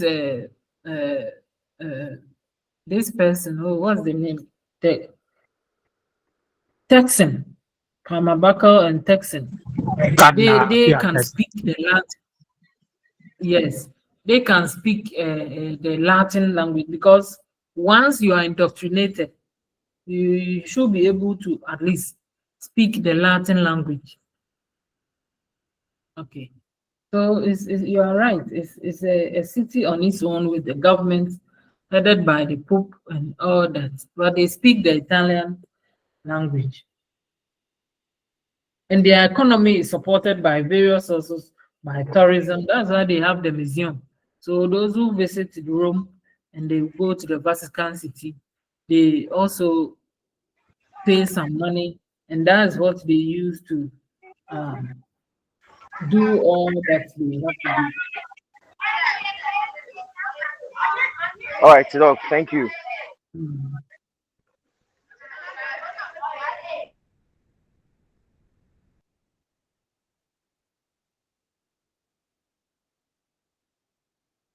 Okay, so as I was saying, we have in hybrid regimes, there might be a certain democratic institutions or processes in place, such as elections, political parties, and limited freedoms, yet these are often constrained or manipulated to maintain the ruling party's control. So at some point in time, people classify Ghana as a hybrid regime. We were no more democratic because even look at the 2020 elections where 8 people were killed because of electoral disputes. Okay, but in a democratic state, people are supposed to practice their own franchise, exercise their franchise. A whole country that is practicing democracy should not have people dying because they are going to vote. And so the suppression of people's right to vote is not is new to democracy. And so we classify that political system as hybrid, not pure democracy. That's why people were criticizing the previous government, that during their time, people died during democratic exercise, going to exercise their franchise to vote a person into power, and then you kill them. So it means that you are not practicing pure democracy. In America, we haven't heard about people going to vote and they are shot, okay? Because their democracy has been consolidated. That is what we want to do in Ghana here, okay? People go to the television and declare their support that they are MPP or NDC. At first in Ghana, when you declare your support as NDC, people will come to you. It's in 2024 that we saw a lot of lecturers declaring themselves as NDC people. At first, they were afraid because of the PNDC military regime story. Okay. But now, people have seen that NDC, though came from PNDC, they are doing far better than MPP. Okay. People were saying that NDC came from CPP, Kwame Nkrumah, because of Professor Mills, because he was CPP man and President Jerry Rawlings chose him. And so people were saying that a lot of CPP people joined NDC. Okay, so now they are doing away with the PNDC, especially when Nana Kunedu also disassociated herself from the NDC. The moment she did that, then people said that, oh, then we have a new crop of NDC. We don't have the PNDC or the military things in it again. And on top of that, President Rawlings also supported Akufo-Addo. Okay, so during the 2016 election, and so people said, oh, okay, now the military elements in the NDC is now moving away. Okay, it's now moving away.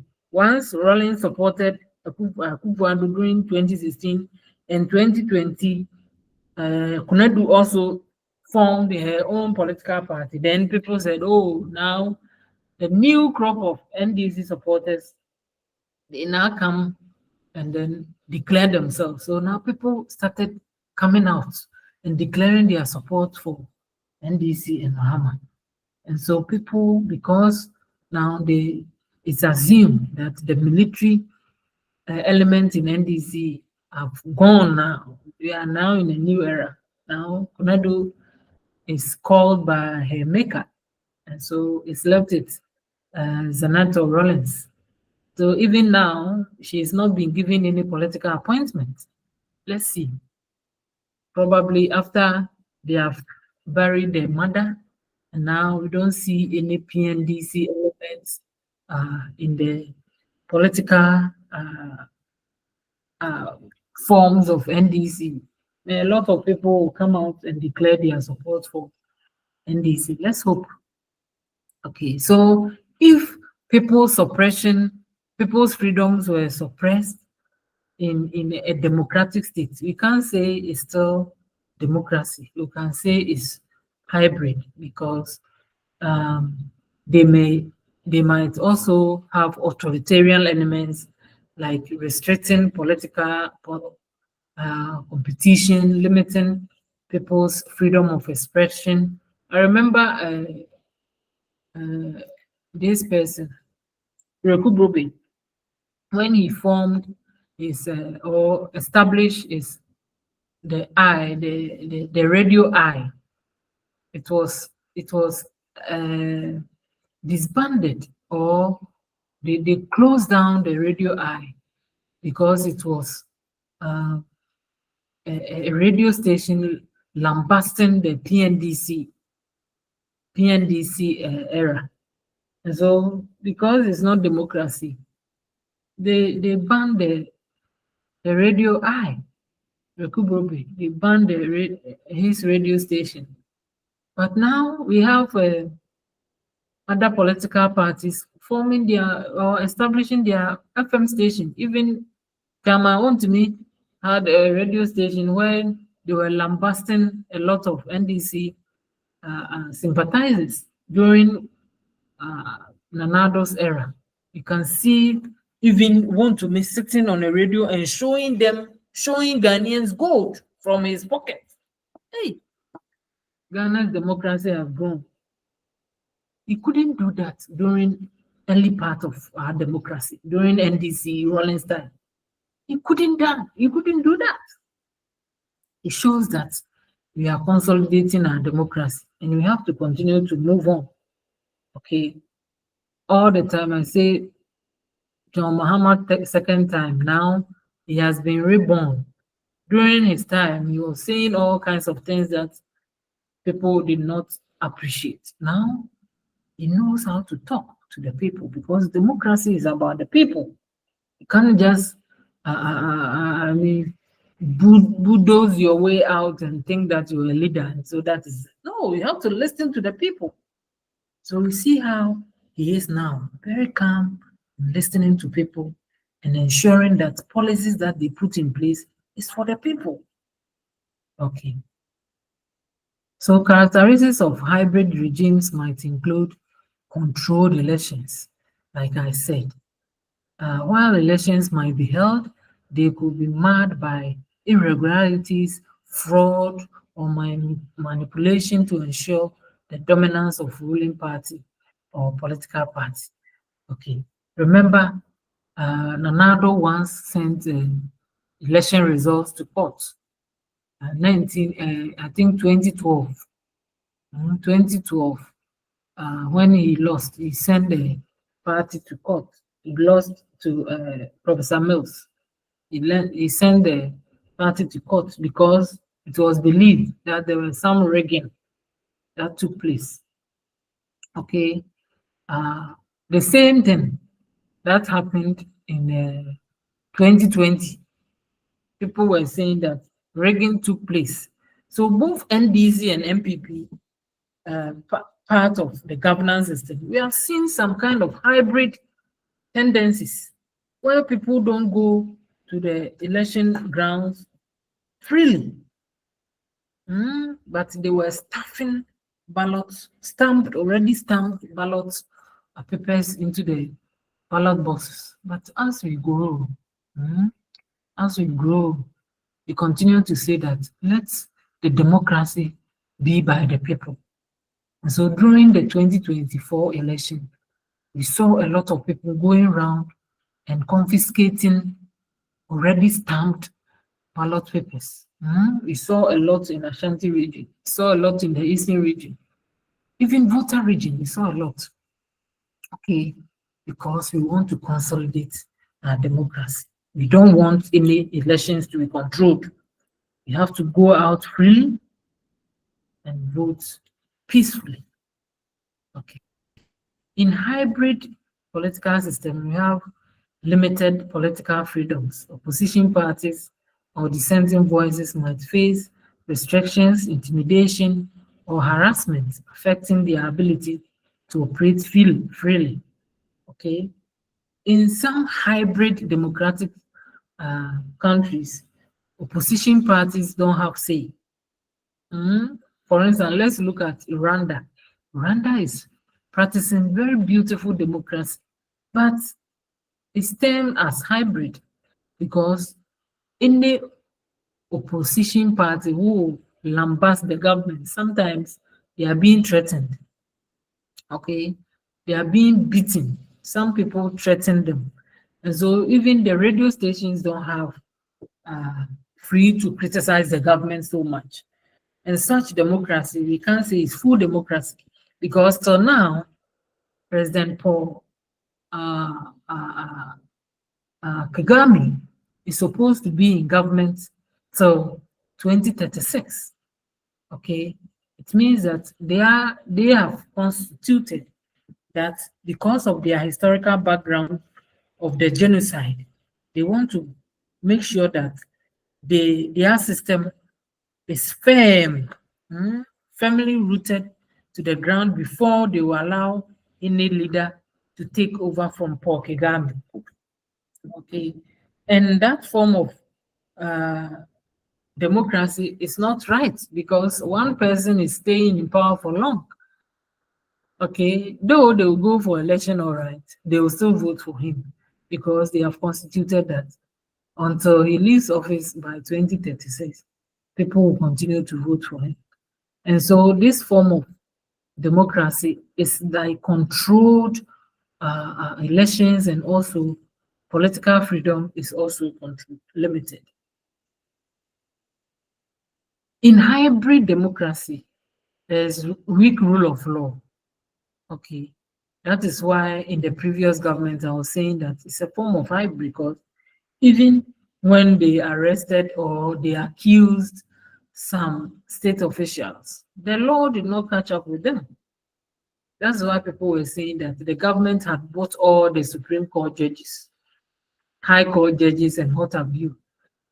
Because the rule of law is very weak. You can see that people, even when Anas investigated and had some people caught on tapes, where is the law? People were freed just like that. Okay, so there was a weak rule of law in hybrid political system. Just that the judiciary might lack independence. The legal system might be subject to political influence, hindering fair and impartial justice. So the justice were partial indeed. Okay. Media manipulation, press freedom might be limited. As I mentioned, radio, you couldn't survive during the early part of NDC. You couldn't survive at all. And then with censorship, state control, intimidation of the journalists, and what have you. During previous government, Manese ran to South Africa because he claimed that he was being threatened by the state in power. Okay. So during this hybrid system, journalists don't have freedom to operate. Okay. And we didn't also have freedom to, or the right to information. Okay. Until the right to information bill was passed into law. And then we had that. There is also the issue of co-option of opposition. Elements of opposition might be co-opted or controlled by the ruling party, reducing their effectiveness as a check on government power. Okay, So, as I have indicated, some countries like Togo, have you heard opposition, even Olympio that was coming up? Later, he was assassinated and killed. Okay, during Mugabe's period, opposition, they were not able to thrive. Togo, as I mentioned. Okay, and even Cote d'Ivoire, now we've heard that the president wants to go again. So it's not pure democracy. Some element of authoritarianism and other things are in place. Just Ghana, we are in this era, we are consolidating our democracy and ensuring that such abuse is not entertained. If you are caught doing this, you'll be sent to court. And now the courts are also feeling independent. They are feeling independent. People were saying that the suspended CJ was not supposed to be there, but Justice Bafuboni was a senior to this woman, but they appointed this woman to be Bafuboni's senior. And people were saying that there's no independence in the judiciary because this lady was singing to the tune of Nanado. If there had been independence of the judiciary, normally they should have appointed Bafuboni because he was a senior to this lady. And now that we are consolidating our democracy, they have appointed Bafuboni to be the CJ. Let's hope that as we continue to review our constitution, we'll have the right people to be in the right places. Okay, so we've learned political systems, we've learned the types of political system, we've learned oligarchy, hybrid, monarchical. Do you have any question? And we call it a day. Use 5 minutes to answer questions. Yes, Emmanuel. Thank you, Doctor. Please, I want to ask, is it possible that nations can switch their political systems? And if so, at times you hear that when they do, it leads to conflict and war.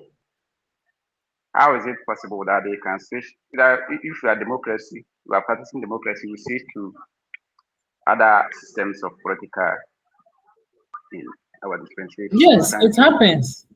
It happens. And so that's what I was saying, that it depends on what the people were benefiting from that political.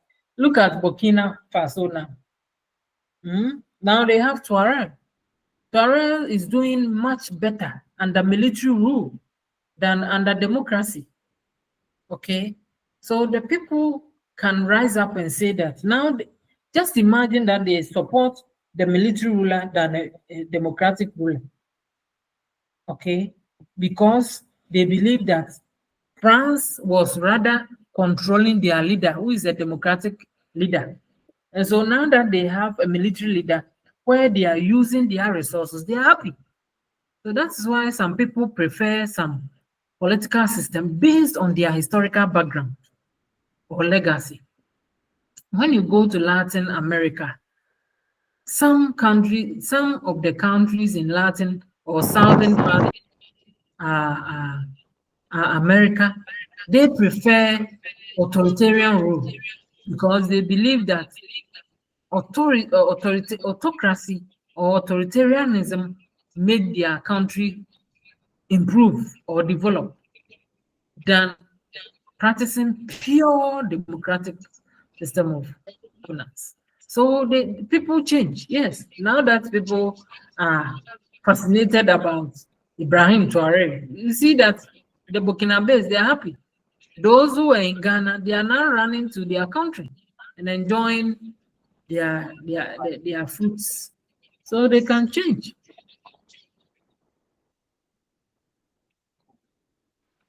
Thank you, Madam. Okay. And then Doc, yes. Doc, I want to know with the definition for the hybrid type of political system, can you talk about when is there a between democracy and autocracy? Can you make it like that? That a system where you experience democracy, like people, where the government will listen to the people, and at the same time, the government can also be like an autocrat. Is it possible like that with a hybrid? Yes, that is what I'm talking about, the hybrid one. So during Nanado, we experienced the hybrid form of the hybrid form of political system, where to the extent that when he even attended a function, he instructed that the chief should stand up to him. Meanwhile, in the constitution, it's not in it that if a president enters your community, the chief should stand. In actual fact, even in our cultural system, the chiefs were revered, they were respected. Despite the fact that you are president, have you seen any president going to Otumfuo for Otumfuo to stand up? No. The president rather koto or bend down to Otumfuo. We respect our culture. Okay, so where in a democratic state where a leader will bring out some power. We have already learned power and authority. Power forcing people to do what they wouldn't have done.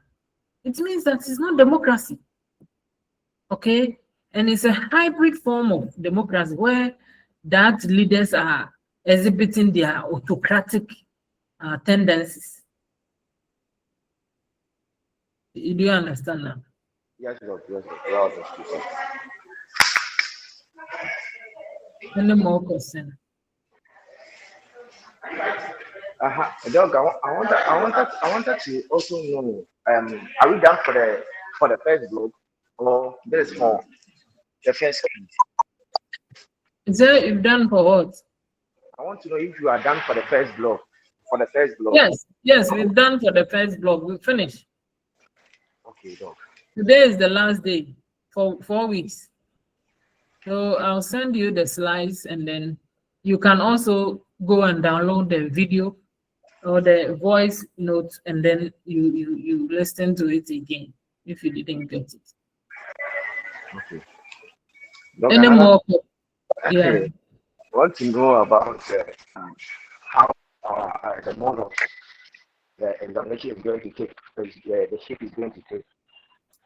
Okay, the shape is that you answer some, I hope they will tell you, but it's purely quiz and exams. Okay, I don't know whether you've already done the first quiz.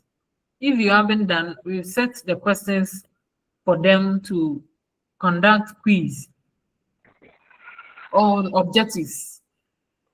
They will ask you objectives questions on the slides that you've done with me.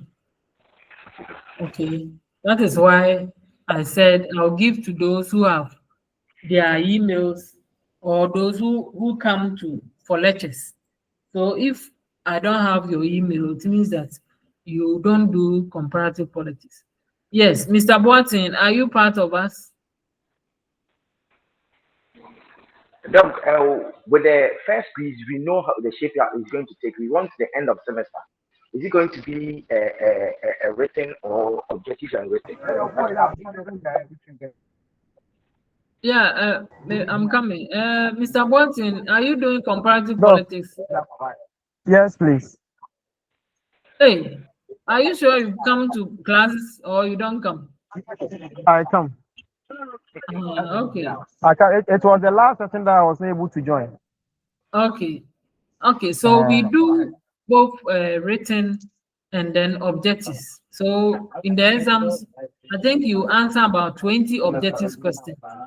And then the written one, you answer two out of 4 questions. Okay. And every one is 20 marks. So 2 essays, 40 marks. Okay, and then objectives. So in all, the exams is 60 marks. Where you do then the quiz. I think the quiz too is 40 or so.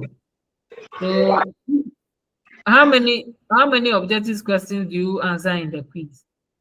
It's 20. Okay. If 20, I think they will have to make you aware that everything must be over 100. And so the exams, you'll be asked to answer one objective question, and you are supposed to also do assignment to make up the 100. Okay, Okay, to Doc. make up the 100. So if you are not sure, then the person you have to also ask them. I hope you have anyone to ask from where you, yes. So be sure, because they ask us to set about 40 objective questions. Then they give 20 for you as quiz. They add the other one as exams for you. So the 41, I think they will do, 2 quizzes for you or something. And the exams, you answer 20 quiz questions, and then you answer 2 essays, making 100. All right, Doc. Well understood. Okay. Doc, please, I have a challenge. Yes. The challenge is the time you are having the comparative course, the same time they're having thematic geography, and those who are combining geography and the politics, we don't know the one that we should select. So if they can do something and then change the timetable for us. Oh, okay. Today, unfortunately, today is the last day for us. So probably you have to download the video, and then you listen to it, because extensive explanations were done in the video. Questions were asked, people provided answers, and I also provided responses. Okay. So try and get the video or the recordings, and then you get all the information that you need. Okay. So I From believe YouTube. that, you say, From YouTube.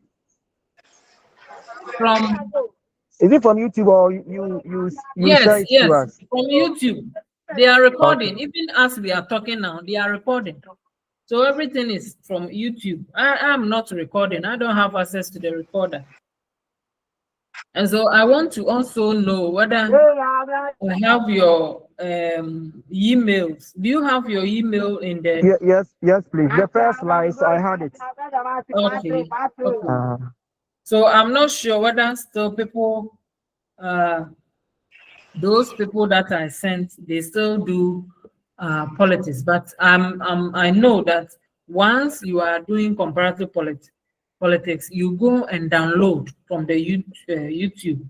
So those of you who are here, you have your emails already there, right? Then I'll send the slide to you, so that you have it in addition to the recording, so that if you are not conversant with the recording, then you can look at the slides.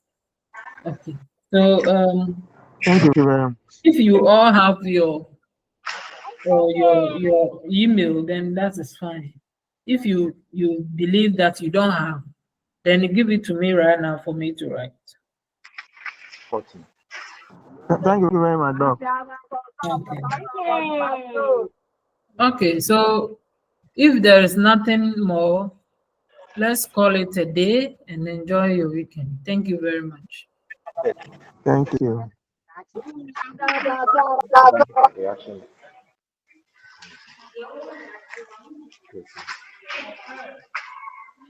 13. Intermediate general linguistics. 13. 13. General physics. 13.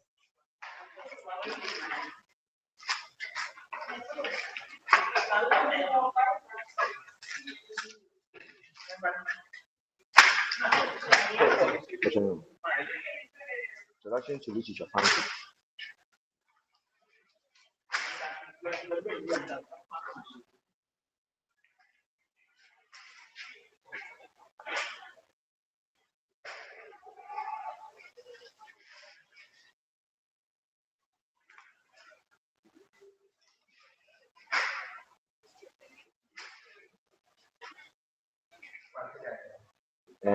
Fantina Chinaga. Actually.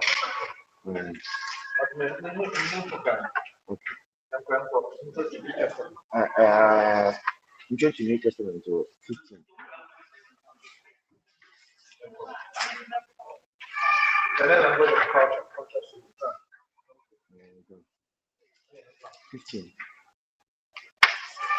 Introduction to New Testament 15. Social studies in basic education. 13. Public 15. Number some intermediate French linguistics.